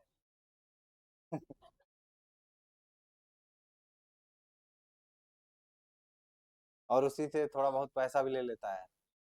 दो दो दो तीन हिस्सा आपके अंदर आ जाएगा तो आप उसको पैसा दे देंगे, काम हो जाएगा आपका।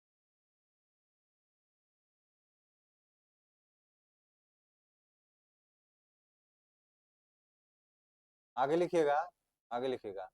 देखिए, इंट्रा क्लास एक्टिविटीज और डिस्कशन मत करिए, ठीक है। क्लास के अंदर ये सब चीजें ठीक नहीं है। जो भी आपको इंटरेक्शन करना हो, I am here to talk with you, to understand you in right direction. ठीक है। Don't talk to each other, either you will you will lose everything, either I'm just telling you the truth, what I have experienced in my life, so just trust। हट जाऊं? Okay. चलिए आगे लिखिए। हिंदी माध्यम वाले ही लिख रहे हैं तो आगे लिखिए। लिखिएगा। इस मॉडल के द्वारा प्रदान की जाने वाली सेवाएं निम्नलिखित हैं। इस मॉडल के द्वारा प्रदान की जाने वाली सेवाएं निम्नलिखित हैं। इस मॉडल के द्वारा प्रदान की जाने वाली सेवाएं निम्नलिखित हैं। अच्छा ये बताइए हेमंत जी, कल आप लड्डू भी लेकर आए थे और उसके साथ बिस्किट भी लेकर आए थे, क्यों? वाई?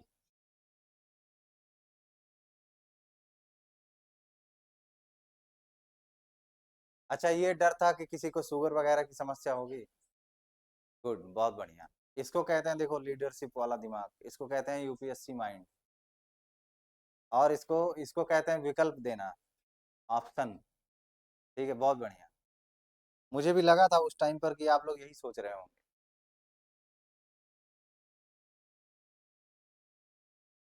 मैंने सिर्फ लड्डू खाया, मेरे को वो अच्छा लगता है।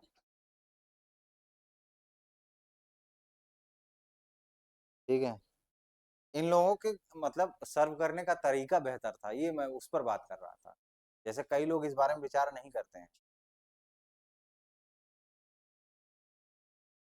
शेयर करते हैं। ठीक है भाई, चलिए। लिखिए, इस मॉडल के द्वारा प्रदान की जाने वाली सेवाएं निम्नलिखित हैं। पहला लिखिए, देखिए, ऑनलाइन बिलों, ऑनलाइन बिल्स, ऑनलाइन बिलों। अब उसमें बहुत सारी चीजें हो सकती हैं। बिजली का बिल हुआ, और किसका बिल हुआ? गैस का बिल हुआ, और किसका हुआ? पानी का बिल हुआ, और किसका हुआ? रिचार्ज का बिल हुआ, बहुत बढ़िया। कपड़े का बिल कैसे होता है? अच्छा हाँ, लिख लीजिए, ऑनलाइन बिलों जैसे बिजली, जैसे बिजली,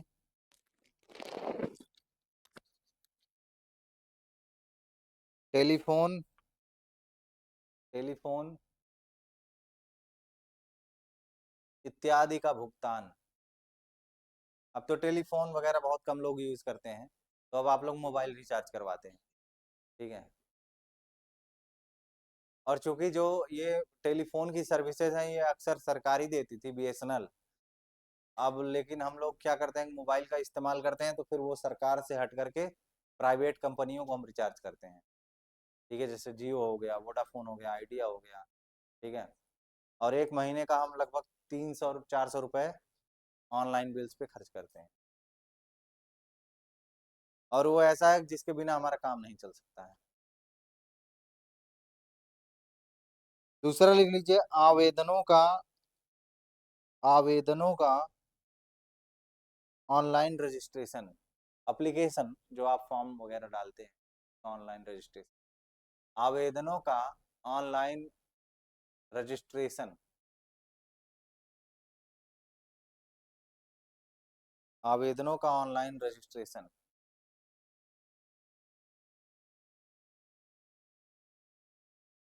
लिखिएगा, भूमि संबंधी रिकॉर्ड की, हाँ नेक्स्ट है, नेक्स्ट, भूमि संबंधी रिकॉर्ड की ऑनलाइन प्रति, ऑनलाइन फोटोकॉपी ऑफ भूमि संबंधी रिकॉर्ड की ऑनलाइन प्रति, ऑनलाइन प्रति। प्रति मतलब होता है फोटोकॉपी, फोटोकॉपी नहीं, कॉपी भी कह सकते हो। ठीक है।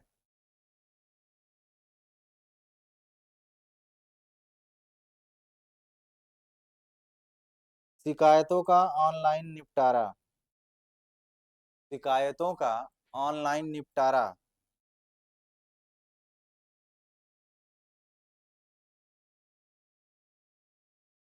शिकायतों का ऑनलाइन निपटारा।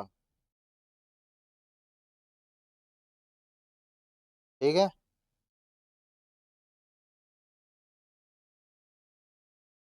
शिकायतों का क्या होगा? ऑनलाइन निपटारा। अगला लिखिए, किसी प्रकार की ऑनलाइन सूचना या जानकारी की उपलब्धता। जैसे हम आरटीआई वगैरह डायल करते हैं, तो कई बार हमको ऑनलाइन जानकारी मिलती है, तो वो भी है। किसी प्रकार की सूचना, ऑनलाइन सूचना करिएगा, किसी प्रकार की ऑनलाइन सूचना या जानकारी की उपलब्धता, किसी प्रकार की ऑनलाइन सूचना या जानकारी की उपलब्धता।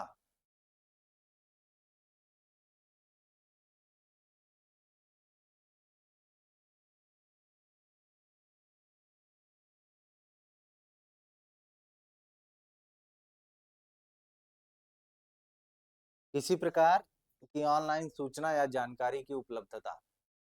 ठीक है, अब अंग्रेजी माध्यम वाले लिख लें। लिखिएगा, this model of e governance, this model of e governance, this model of e governance is related to, this model of e-governance is related to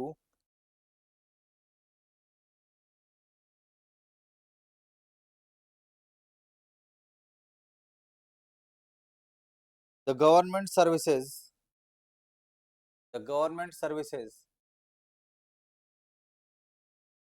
the government services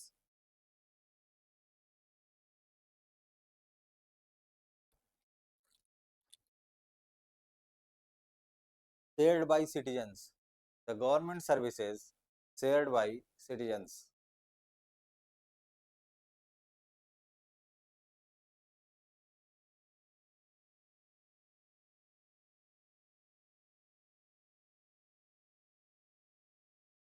पहले जब मैं ग्रेजुएशन कर रहा था तो मैं बच्चों को ट्यूशन पढ़ाता था, ठीक है।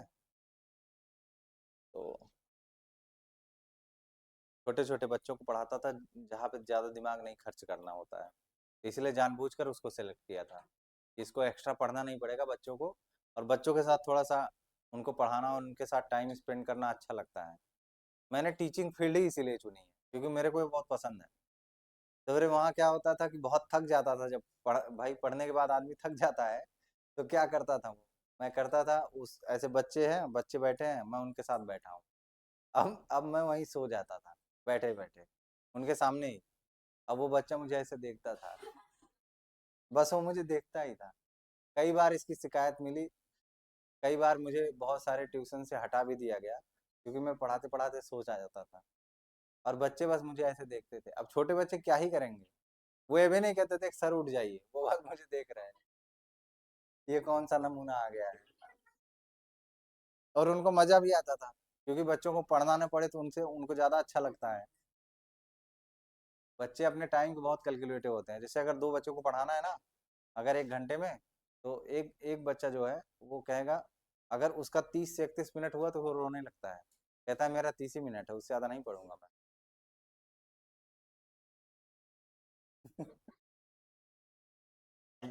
पुरानी यादें हैं सब। लिखिए,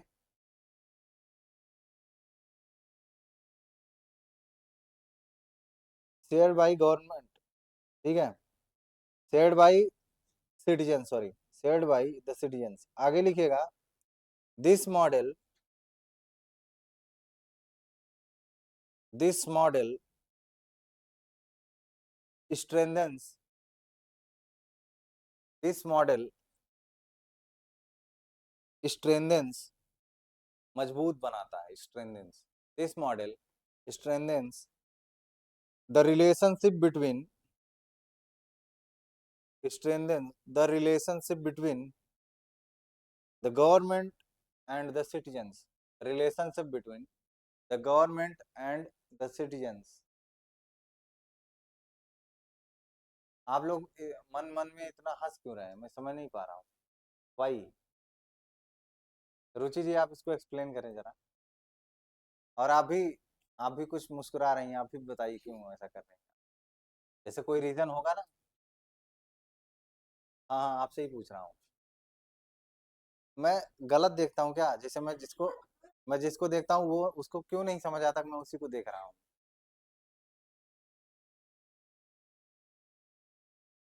हाँ, आप सही कह रहा हूँ। रुचि जी आप बताइए क्यों आप हंस रही हैं। अरे भाई, आपका नाम प्रीति है ना। हाँ, उसी को बोल रहा हूँ मैं।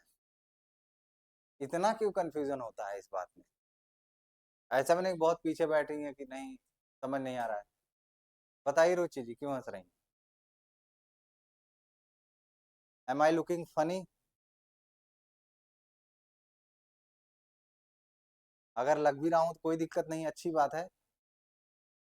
लेकिन वो भी एक लिमिट होगा ना, 2 minute, 4 minute, 10 minute, 15 minute, 20 minute.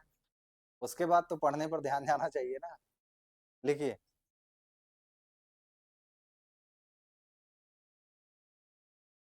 तुम्हें भी जानना है?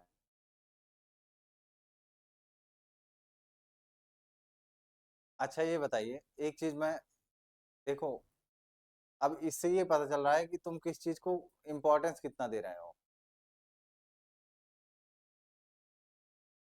अगर तुम्हें हंसना ज्यादा अच्छा लग रहा है तो कोई बात नहीं है। ठीक है, चलिए कोई नहीं, आगे लिखिए। मुझे लग रहा है कि बच्चों को डिक्टेटरशिप ज्यादा अच्छी लगती है। मेरे को तो यही लग रहा है। क्या मैं भी वही शुरू कर दूं क्या? लिखिए आगे। इस मॉडल के द्वारा प्रदान की जाने वाली सेवाएं, sorry sorry sorry sorry, okay हो गया ना, strengthen the relationship between government and citizens. आगे लिखिएगा। The services provided by this model, the services provided by this model, the services provided by this model, the services provided by this model are as follows. इस following भी लिख सकते हो क्योंकि तुम अभी लिखने जाओगे। ठीक है, इस फॉलोइंग या आर एज फॉलोज भी लिख सकते हो, बट लिखने के बाद तो वो हो जाएगा ना, पास्ट टेंस हो जाएगा वो तो लिखने के बाद। ठीक है, इसमें किसी को ग्रामर वगैरह अच्छी आती है? Direct, indirect, active, passive, present, past, future, अच्छा आता है? किसको आता है? आपको? ओके, चलिए लिखिए आगे। पहला लिखिएगा।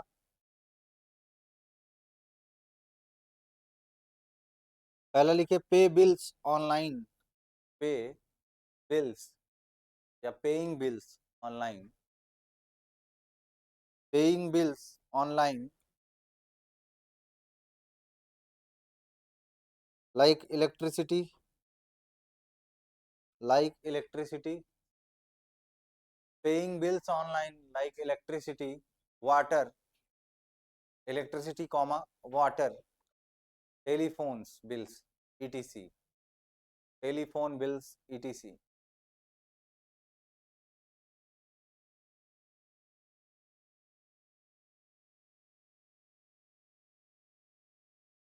दूसरा लिखिएगा, online registration of applications, online registration of applications, online registration of applications,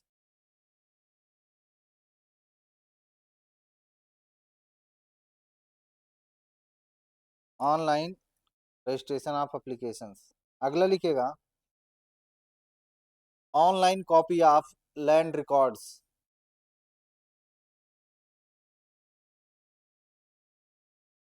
online copy of land records.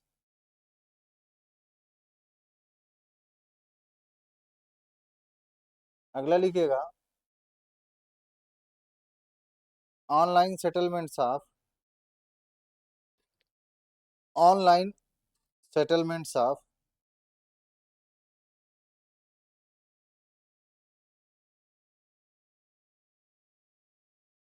Online settlements of complaints, online settlements of complaints.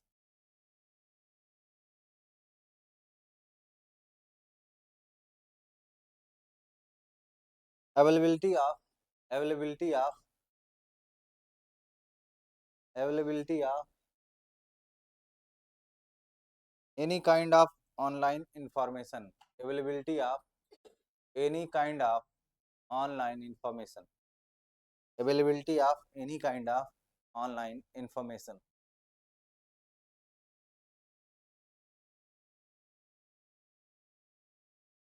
ठीक है, ये हो गया आपका गवर्नमेंट टू सिटीजन। अब अगला है गवर्नमेंट टू बिजनेसमैन।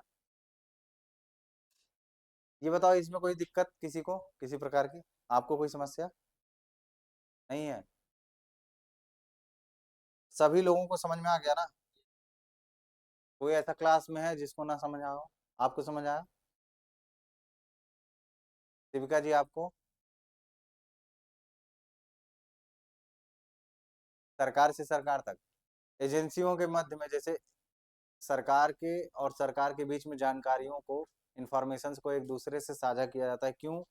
जिससे एक दूसरे को जानकारी रहे और कोई भी काम करना हो उस काम को, और सरकार का काम क्या होता है? शासन करना, जनता का कल्याण करना।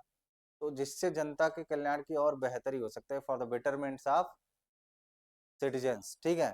तो उसके लिए एक दूसरे की जानकारी आपस में साझा करके ही उसको हम और बेहतर कर सकते हैं। तो कोऑर्डिनेशन होता है सरकार से सरकार के बीच में, जैसे एग्जाम्पल के रूप में सरकार की एक एजेंसी दूसरे एजेंसी को अपनी जानकारी साझा करती है।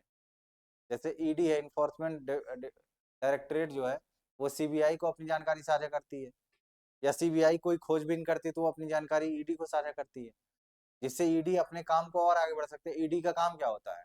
What is the function of ED? Money laundering जो होती है उस पर कंट्रोल करना, या उनके खिलाफ जो है कार्रवाई करना, एक्शन करना। तो सीबीआई का काम क्या है? सबूतों को इकट्ठा करना। तो जब सीबीआई सबूत इकट्ठा करके ईडी को दे देगी तो ईडी का काम और आसान हो गया ना? समझ आई कि नहीं बात? तो जब ईडी का काम आसान हुआ तो उससे शासन करना और बेहतर हुआ। और वो किसके थ्रू हो रहा है? सब ई गवर्नेंस के थ्रू। और ई गवर्नेंस करता क्या है? इंफॉर्मेशन और जानकारियों को थोड़ा तेजी से पहुंचाता है। यही डिफरेंस है। पहले के जमाने में जानकारी ऐसा नहीं था, नहीं मिलती थी।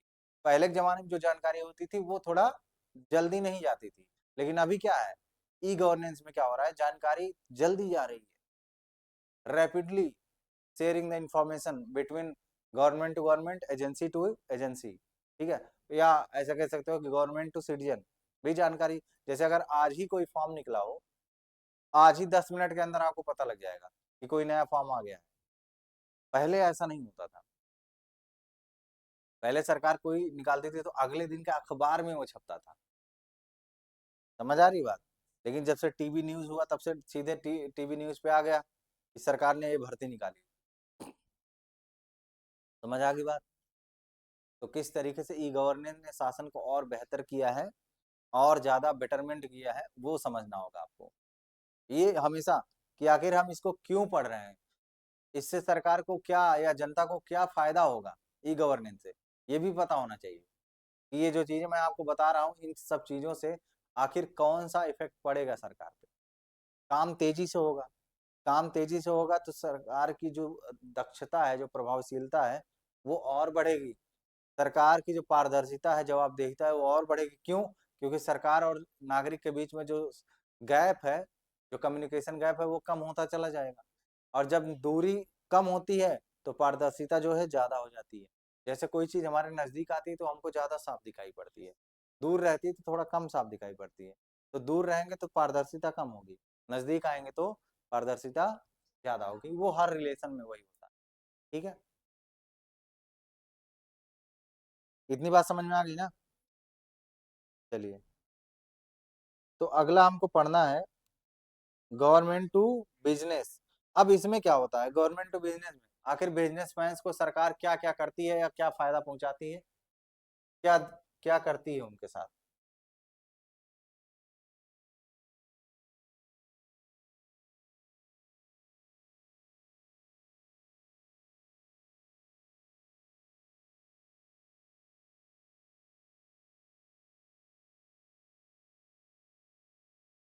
सरकार से व्यवसायी।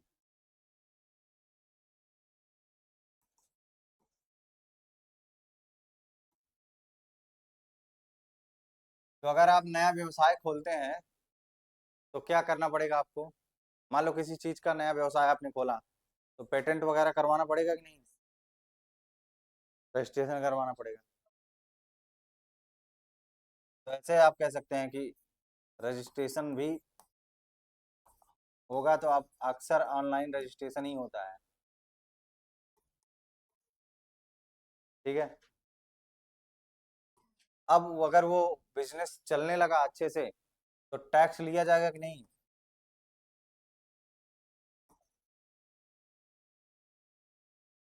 अगर उसने कोई नया सामान बनाया तो उसका पेटेंट देने का काम भी तो सरकार ही करेगी ना। पेटेंट देने का काम कौन करेगी?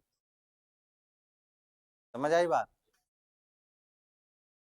उसके बाद ऑनलाइन, सॉरी,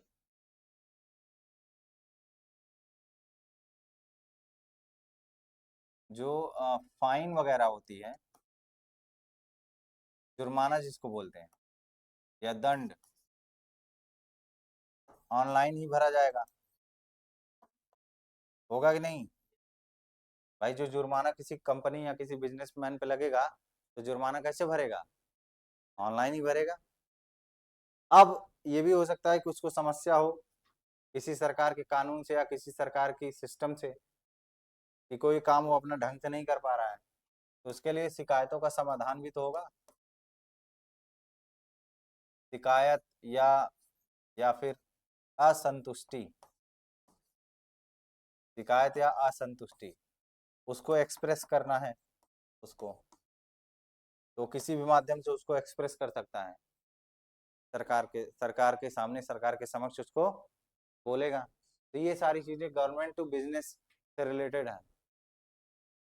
हाँ, सब्सिडी वगैरह सब इसी में शामिल हो जाएगा। ठीक है। टैक्सेशन के बगल में आप सब्सिडी भी लिख सकते हैं। ये तो आपके समझने के लिए कि आप इस चीज को कितना बेहतर समझते हैं। समझ आ रही बात? कि जैसे जो सरकार और बिजनेसमैन के बीच में जो रिलेशन है, वो ऐसे ही होता है ना। उसका रिलेशन तो यही है। उनके घर तो है नहीं कि जाएंगे रिश्तेदार की तरह। भाई रिलेशन यही होगा सरकार और बिजनेस के बीच में। पेटेंट का मतलब जैसे मान लो आपने कोई दवाई बनाई किसी बिजनेसमैन ने, अब उस दवाई पर एकाधिकार लगाना पड़ेगा ना, कि अब ये दवाई में सिर्फ मैं ही बेच सकता हूँ, कोई और नहीं बेच सकता है।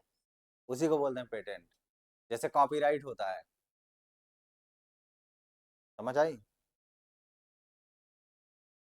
जो जेनरिक दवाएं होती हैं, जेनरिक और ब्रांडेड दवाओं में बेसिक अंतर क्या होता है? पेटेंट का ही तो होता है। जेनरिक दवाएं कोई भी बेचता है, सस्ते दामों पे बेचते हैं, क्योंकि उस पर किसी ब्रांड का नाम नहीं होता है और काम सेम होता है उसका। इसलिए कभी अगर आपको कोई जेनरिक दवा दे रहा हो सरकारी अस्पताल में, तो उसको प्रेम से खाइए लेकर के, कोई दिक्कत नहीं है। जरूरी नहीं कि आप ब्रांडेड दवाएं खाएं। फार्मूला, साल्ट वगैरह तो सेम ही रहता है, उसमें कोई डिफरेंस नहीं होता है। और उसका एक्सपेरिमेंट भी उसी स्तर पे ही हुआ है, सरकार नहीं करवाया है। सिर्फ उस पर एक डिफरेंस है, जैसे वो मान लो बल्लेबाज बल्ला लेकर खेल रहा है, उस पर किसी कंपनी का स्टिकर नहीं लगा है, बल्ले की क्वालिटी तो सेम ही है। तो चाहे स्टिकर के साथ खेलो चाहे स्टिकर के बिना खेलो, बात तो वही है। तो दवा का भी क्वालिटी वैसे ही होता है, चाहे वो जेनरिक दवाएं हो चाहे वो ब्रांडेड दवाएं हो। दवाओं में सेम चीजें हैं, बस ब्रांड का नाम हो जाएगा तो महंगी हो जाएगी, ब्रांड का नाम नहीं होगा तो सस्ती रहेगी। और हम लोग डरते हैं कि जो जेनरिक दवाएं वो होती हैं खतरनाक, ऐसा कुछ नहीं होता। वो सिर्फ आपको डॉक्टर आपको डराता है। मेडिकल काउंसिल ऑफ इंडिया के रूल में बताया गया है कि डॉक्टर को अधिकतर अधिकतर टाइम क्या करना चाहिए, जेनरिक दवाएं ही लिखनी चाहिए। कि कोड ऑफ कंडक्ट में ऐसा लिखा गया है कि जो डॉक्टर्स हैं उनको हमेशा क्या करना चाहिए, जेनरिक दवाएं लिखनी चाहिए, जिससे पेशेंट के ऊपर, जो मरीज है उसके ऊपर अनावश्यक प्रेशर ना पड़े।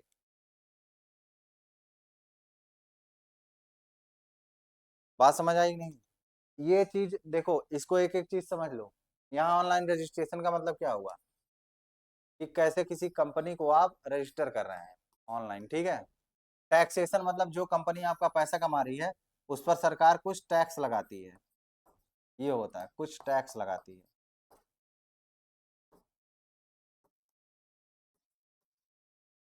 सब्सिडी मतलब सरकार जब भी आप कोई नया बिजनेस ओपन कर रहे हो तो उसमें जो सरकार आपको मदद करती है वो सब्सिडी है। पेटेंट, जैसे आपने कोई नई चीज बनाई, नई दवा, तो नई दवा का पेटेंट तो लेना पड़ेगा ना आपको। और फाइन, जैसे मान लो आपकी कंपनी ने, आपके बिजनेस ने किसी प्रकार के सरकारी नियम का उल्लंघन किया, तो उस नियम के उल्लंघन के दौरान क्या होगा, आपके ऊपर जुर्माना लगेगा। उस ऑनलाइन जुर्माने के भी भुगतान आप कैसे करेंगे?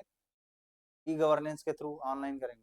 और अगर आपकी कंपनी को किसी प्रकार की सरकारी प्रोसेस से शिकायत है तो उसको भी आप शिकायत करें, या किसी व्यक्ति के खिलाफ ही शिकायत करनी हो कि कोई व्यक्ति आपको परेशान कर रहा है, तो आप उसको शिकायत दर्ज करवा सकते हैं। ये है गवर्नमेंट टू बिजनेस। ठीक है। अब बताओ कोई दिक्कत हो तो।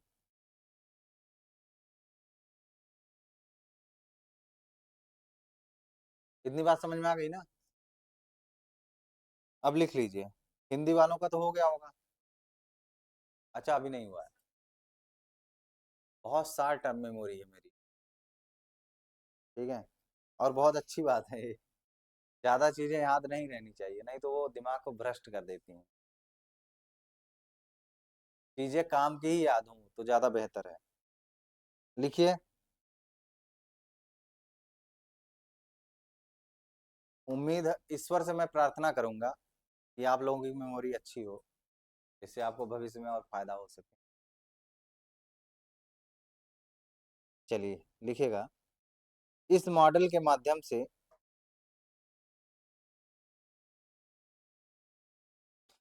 ये बताइए, समझ में आ रहा है ना? जैसे ऐसा कोई पॉइंट तो है नहीं जो मिस हो रहा है। अगर मिस नहीं हो रहा है तो अच्छी बात है, अगर हो रहा है तो फिर डाउट पूछिए। ठीक है।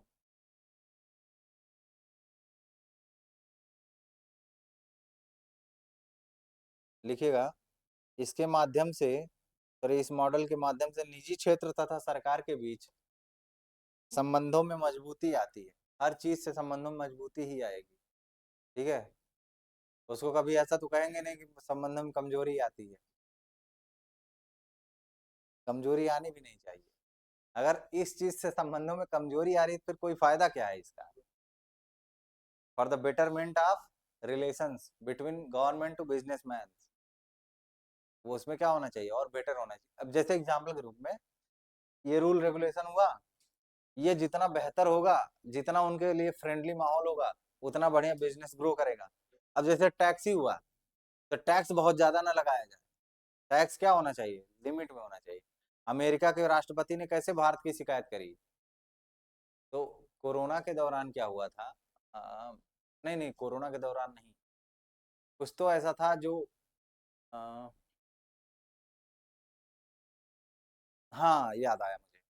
उसमें क्या था कि डोनाल्ड ट्रम्प ने क्या कहा कि भारत में जो चुनाव हो रहे थे, उस चुनाव में शायद 21 मिलियन डॉलर का हेल्प मिला था हमको अमेरिका से।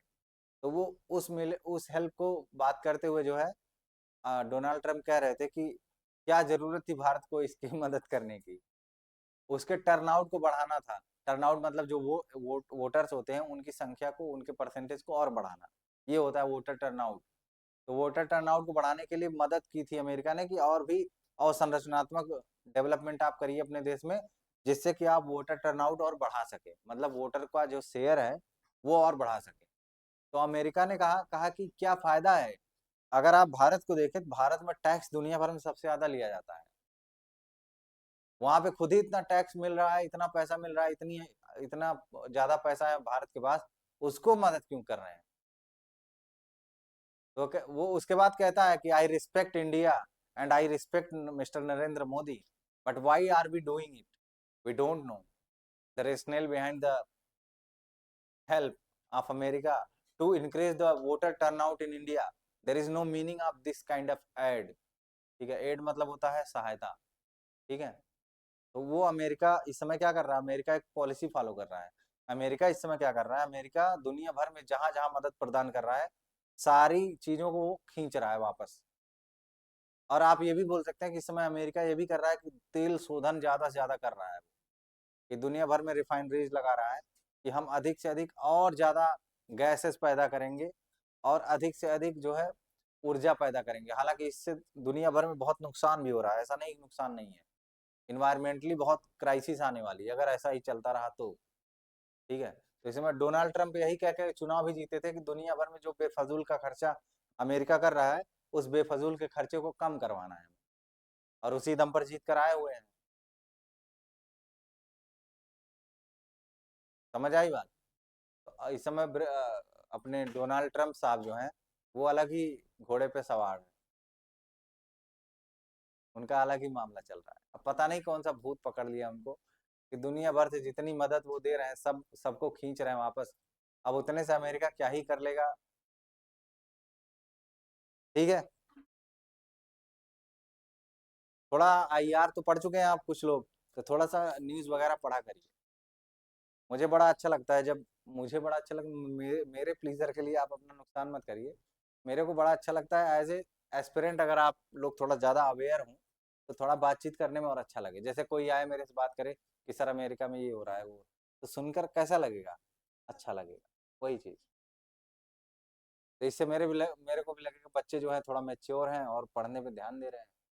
ये बात समझिए। मैं अपनी नजर में सोचता हूँ कि मेरी नजर में बच्चे यहाँ से ऐसे उठते चले जाएं ऊपर की तरफ, और वो तब होगा जब आप और ज्यादा हार्डवर्क करेंगे। ठीक है, मैं तो अपनी तरफ से कोशिश करूंगा। जैसे आज मैंने न्यूज़पेपर डाल दिया ग्रुप में, अब मैं ट्राई करूंगा कि रोज एक न्यूज़पेपर द हिंदू ही डाल दूं ग्रुप में, अगर जो पढ़ पाए वो पढ़े। अदरवाइज यहाँ तो आता ही है, यहाँ भी आके पढ़ सकते हो। ठीक है, मेरे पास समय की कमी है। जैसे मैं स्टार्टिंग में द हिंदू का आर्टिकल लेता था, अब भी कर सकता हूँ, लेकिन अभी मेरे पास समय नहीं। नहीं तो मैं उसको आसानी से अच्छे से करवाता आपको, डेली बाय डेली।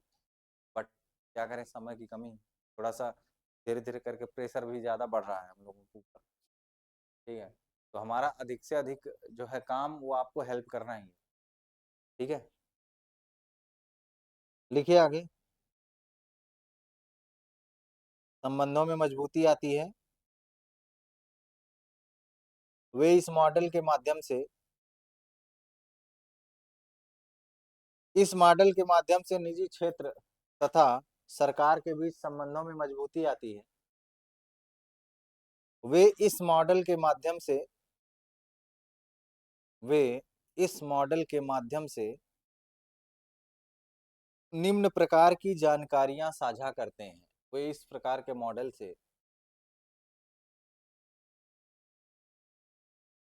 वे इस मॉडल के माध्यम से निम्न प्रकार की जानकारियां साझा करते हैं।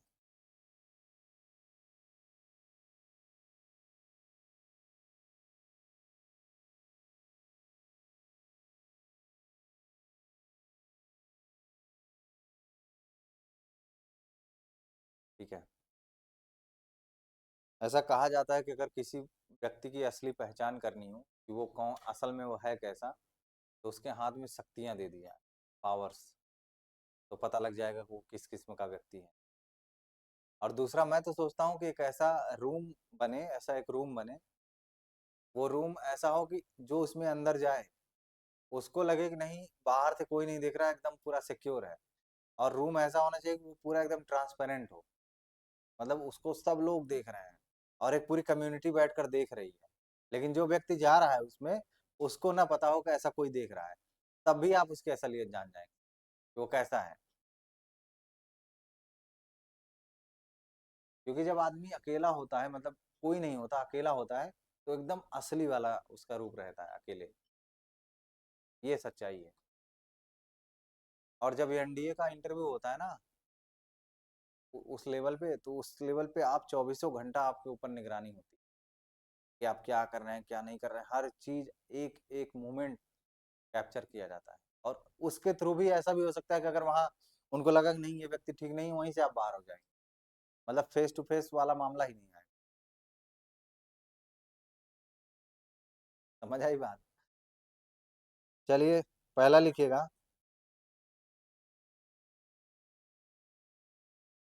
पहला है करों की उगाही। करों की उगाही, मतलब करों की उगाही का मतलब कर लेना, ब्रैकेट में लिखना। करों की उगाही, उगाहना मतलब होता है कोई कर जान ऐसे देना नहीं चाहता है। जैसे होता नहीं, अपने मन से दे दिया जाए तो फिर करों की उगाही लिखना ठीक नहीं होगा। लेकिन मजबूरी है, करों की उगाही इसलिए लिखा जाता है क्योंकि कोई भी व्यक्ति पैसा नहीं देना चाहता है, कोई भी हो, तो उससे उगाहा जाता है। जैसे आप तो जानती होंगी ना, आप तो इसी सेक्टर से जुड़ी हैं, तो आपको जानकारी होगी इसकी कि कैसे पैसा निकाला जाता है, उसी को कहते हैं उगाहना। ठीक है, मजबूर करना किसी को पैसा से लेने के लिए। तो आपका जो ऑनलाइन टैक्स कट जाता है ऑटोमेटिकली, वो क्या है, टैक्स, वो कर कर लेना ही हुआ, उगाहना हुआ उसका। और नहीं देंगे तो फिर आपके खिलाफ सरकार केस कर देगी, तो फिर मजबूरी में आपको टैक्स देना ही पड़ेगा। तो उसी को कहते हैं कर उगाहना। ब्रैकेट में नीचे लिख दीजिएगा, कर लेना, सरकार द्वारा कर लिया जाना। नहीं तो आप ऐसे सर्च करेंगे उगाही का मतलब क्या होता है, करों की उगाही। ठीक है, समझ आई बात? उगाही मतलब जानते हो ना क्या होता है? कर किसी से लिया जाता है, टैक्स कलेक्ट किया जाता है, टैक्स कलेक्शन ऐसे बेसिक वर्ड में बोल सकते हो। Collection of tax is called करों की उगाही। ठीक है।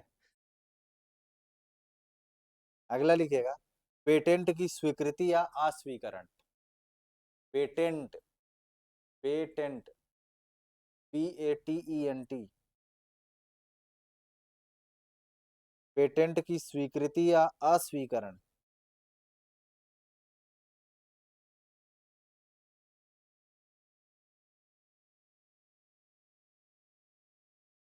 तीसरा लिखिएगा,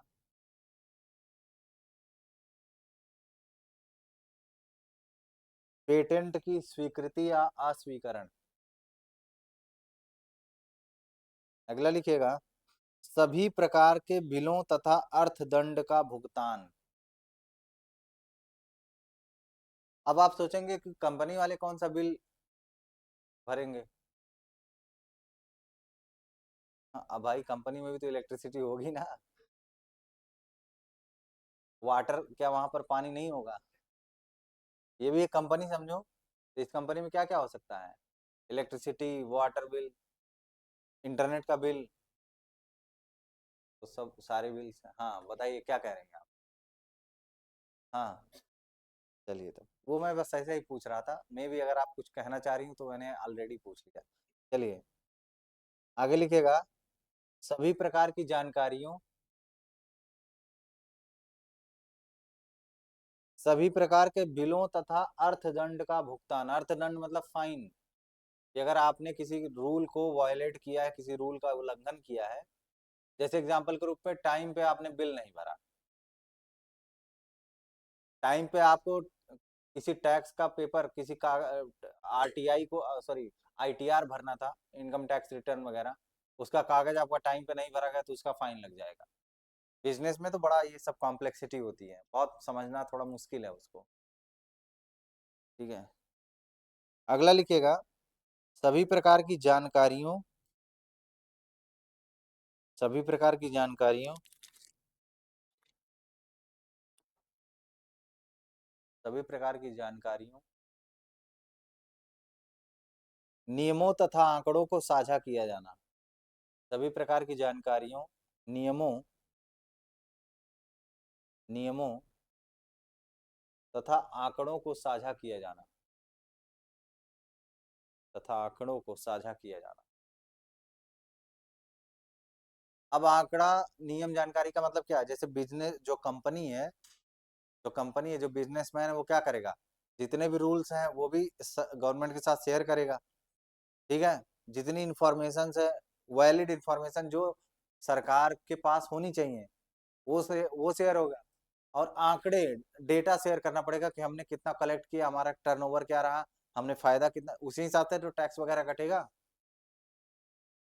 हमारे यहाँ कितने इम्प्लॉयज काम करते हैं, कौन कौन सी परिस्थितियां हैं रहने की, उन सब चीजों को शेयर करना पड़ेगा गवर्नमेंट के साथ, तभी तो NOC मिलेगा आपको। NOC नहीं तो नहीं मिलेगा। NOC मतलब क्या होता है? No objection certificate. जैसे आपके घर वालों से NOC मिला हुआ है आपको, तभी आप यहाँ बैठ के पढ़ रहे हैं। समझ आई बात? घर वाले कह रहे हैं जाओ पढ़ो, no objection, there is no objection. ठीक है। तो आप अपने साथ कौन सा कार्ड लेकर आएंगे? NOC। ठीक है। और अगर आपको सारी जानकारी चाहिए तो कहाँ जाएंगे? NIC पर। ठीक है। NIC.in, national informatics centre, NIC। जितनी भी भारत सरकार की जानकारी सब आपको वहीं से मिल जाएगी, NIC से। ठीक है। हो गया इतना। लास्ट लिख लीजिए,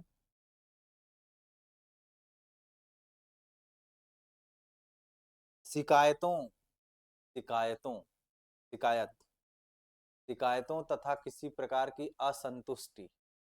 अगर बिजनेसमैन को किसी प्रकार की शिकायत है या किसी प्रकार की असंतुष्टि है, तो वो साझा करेगा सरकार के साथ कि हमको ऐसी ऐसी समस्या आ रही है। समझ आई बात? और सरकार को असंतुष्टि होती नहीं है, सरकार वायलेशन का सीधे फाइन लगाती है। सरकार थोड़ी नहीं कहेगी हम आपके बिजनेस से असंतुष्ट हैं। सरकार ये देखेगी कलेक्शन क्या है, आपका डेटा क्या है, क्या आप टाइम पे टैक्स रिटर्न कर रहे हैं कि नहीं कर रहे हैं। आप अपने एम्प्लॉयज की सही जानकारी पहुंचा रहे हैं कि नहीं पहुंचा रहे हैं, आप नियमों कानूनों के अंतर्गत बिजनेस कर रहे हैं कि नहीं कर रहे हैं। सरकार को तो बस इतने इससे मतलब है, आप उसके रिश्तेदार तो है नहीं कि मैं बहुत दुखी हूँ तुमसे। ठीक है। हाँ, बिजनेसमैन दुखी हो सकता है, बिजनेसमैन सरकार के रूल से दुखी हो सकता है, उसकी कार्यवाही से दुखी हो सकता है। जैसे अनावश्यक अगर उससे परेशान किया जाना, ईडी और सीबीआई के द्वारा अगर अनावश्यक रूप से परेशान किया जाए, तो फिर बिजनेसमैन दुखी नहीं हो जाएगा, कहेगा भैया माफ करो, काहे इतना परेशान कर। समझ आई बात। अभी तो जियो वगैरह है, जो रिलायंस जियो ये सब है, इन सबको बड़ा सपोर्ट मिल रहा है। मान लो भविष्य में कोई ऐसी सरकार आती है जो इन लोगों को थोड़ा सा सपोर्ट ना करके इनका अपोज करना शुरू करे, तो ऐसे तरह तरह से परेशान करेगी। समझ आई बात। तो जब परेशान करेगी तो शिकायत करेंगे, तो उसी को कहते हैं शिकायतों या असंतुष्टि का साझा किया जाना। वो अपनी असंतुष्टि और शिकायत क्या करते हैं, साझा करते हैं सरकार के द्वारा। और सरकार का काम क्या है, उस असंतुष्टि और शिकायत का समाधान करना, ये सरकार का बेसिक फंक्शन है। ठीक है, साझा किया जा सकता है, हो गया, लिख लीजिए। शिकायतों तथा किसी प्रकार की असंतुष्टि को अभिव्यक्त किया जा सकता है, साझा नहीं, सॉरी, अभिव्यक्त किया जा सकता है। अभिव्यक्त मतलब एक्सप्रेशन, वो भी वही हुआ, अभिव्यक्त किया जा सकता है। शिकायतों तथा किसी प्रकार की असंतुष्टि को अभिव्यक्त किया जा सकता है। ठीक है, इतना मामला हुआ गवर्नमेंट टू बिजनेसमैन। अब इसको इंग्लिश में लिख लीजिए।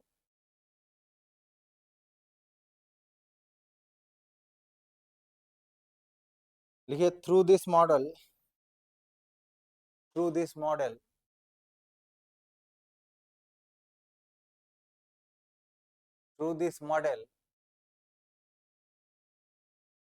The relationship between through this model the relationship between, हाँ, हटवा गया बस। तो आप तो हिंदी माध्यम से है ना, चाहिए हिंदी माध्यम वाले निकल जाए।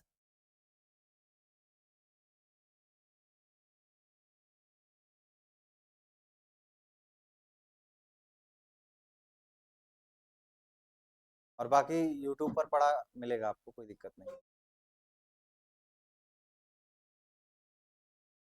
नहीं, ये लास्ट ही है, बस लिखवा रहे हैं हम। नहीं,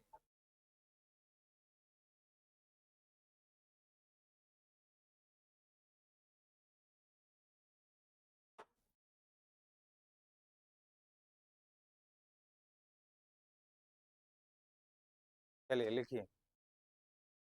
through this model the relationship between private sector through this model the relationship between private sector and government the relationship between private sector and the government is strengthened. The relationship between private sector and government is strengthened.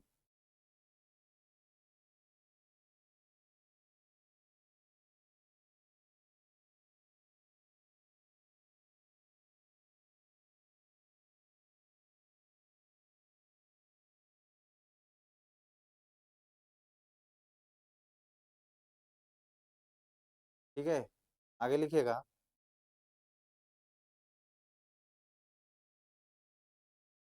They share the following types of information. They share they share the following types of information. They share the following types of information.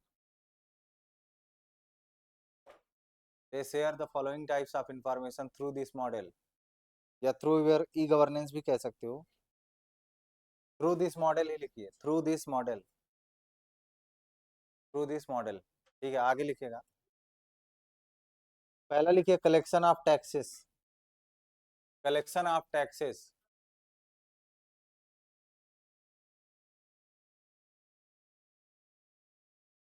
Collection of taxes.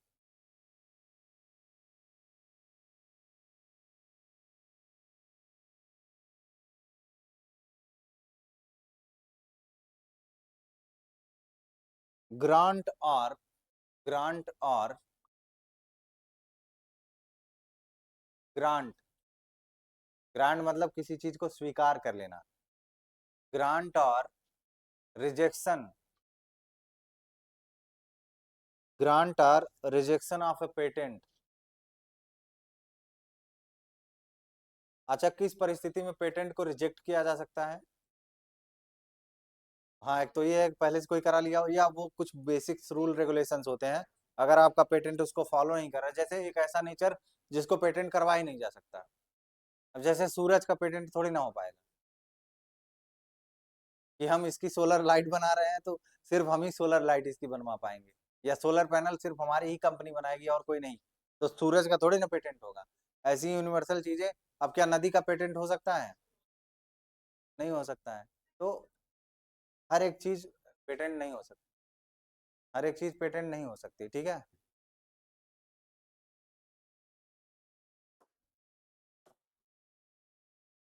ठीक है, आगे लिखिएगा,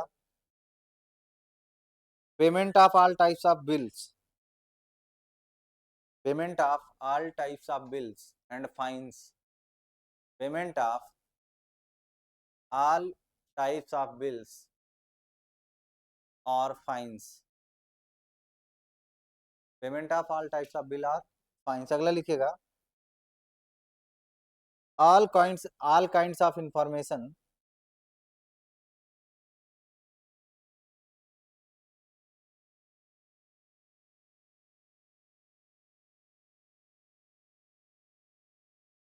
all kinds of information, rules,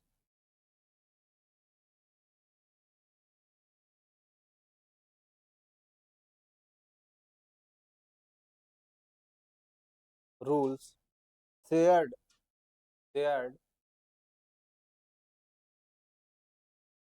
through this।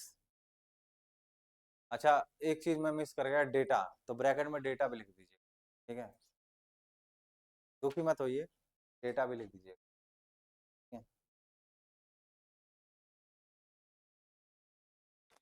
Last लिखिएगा,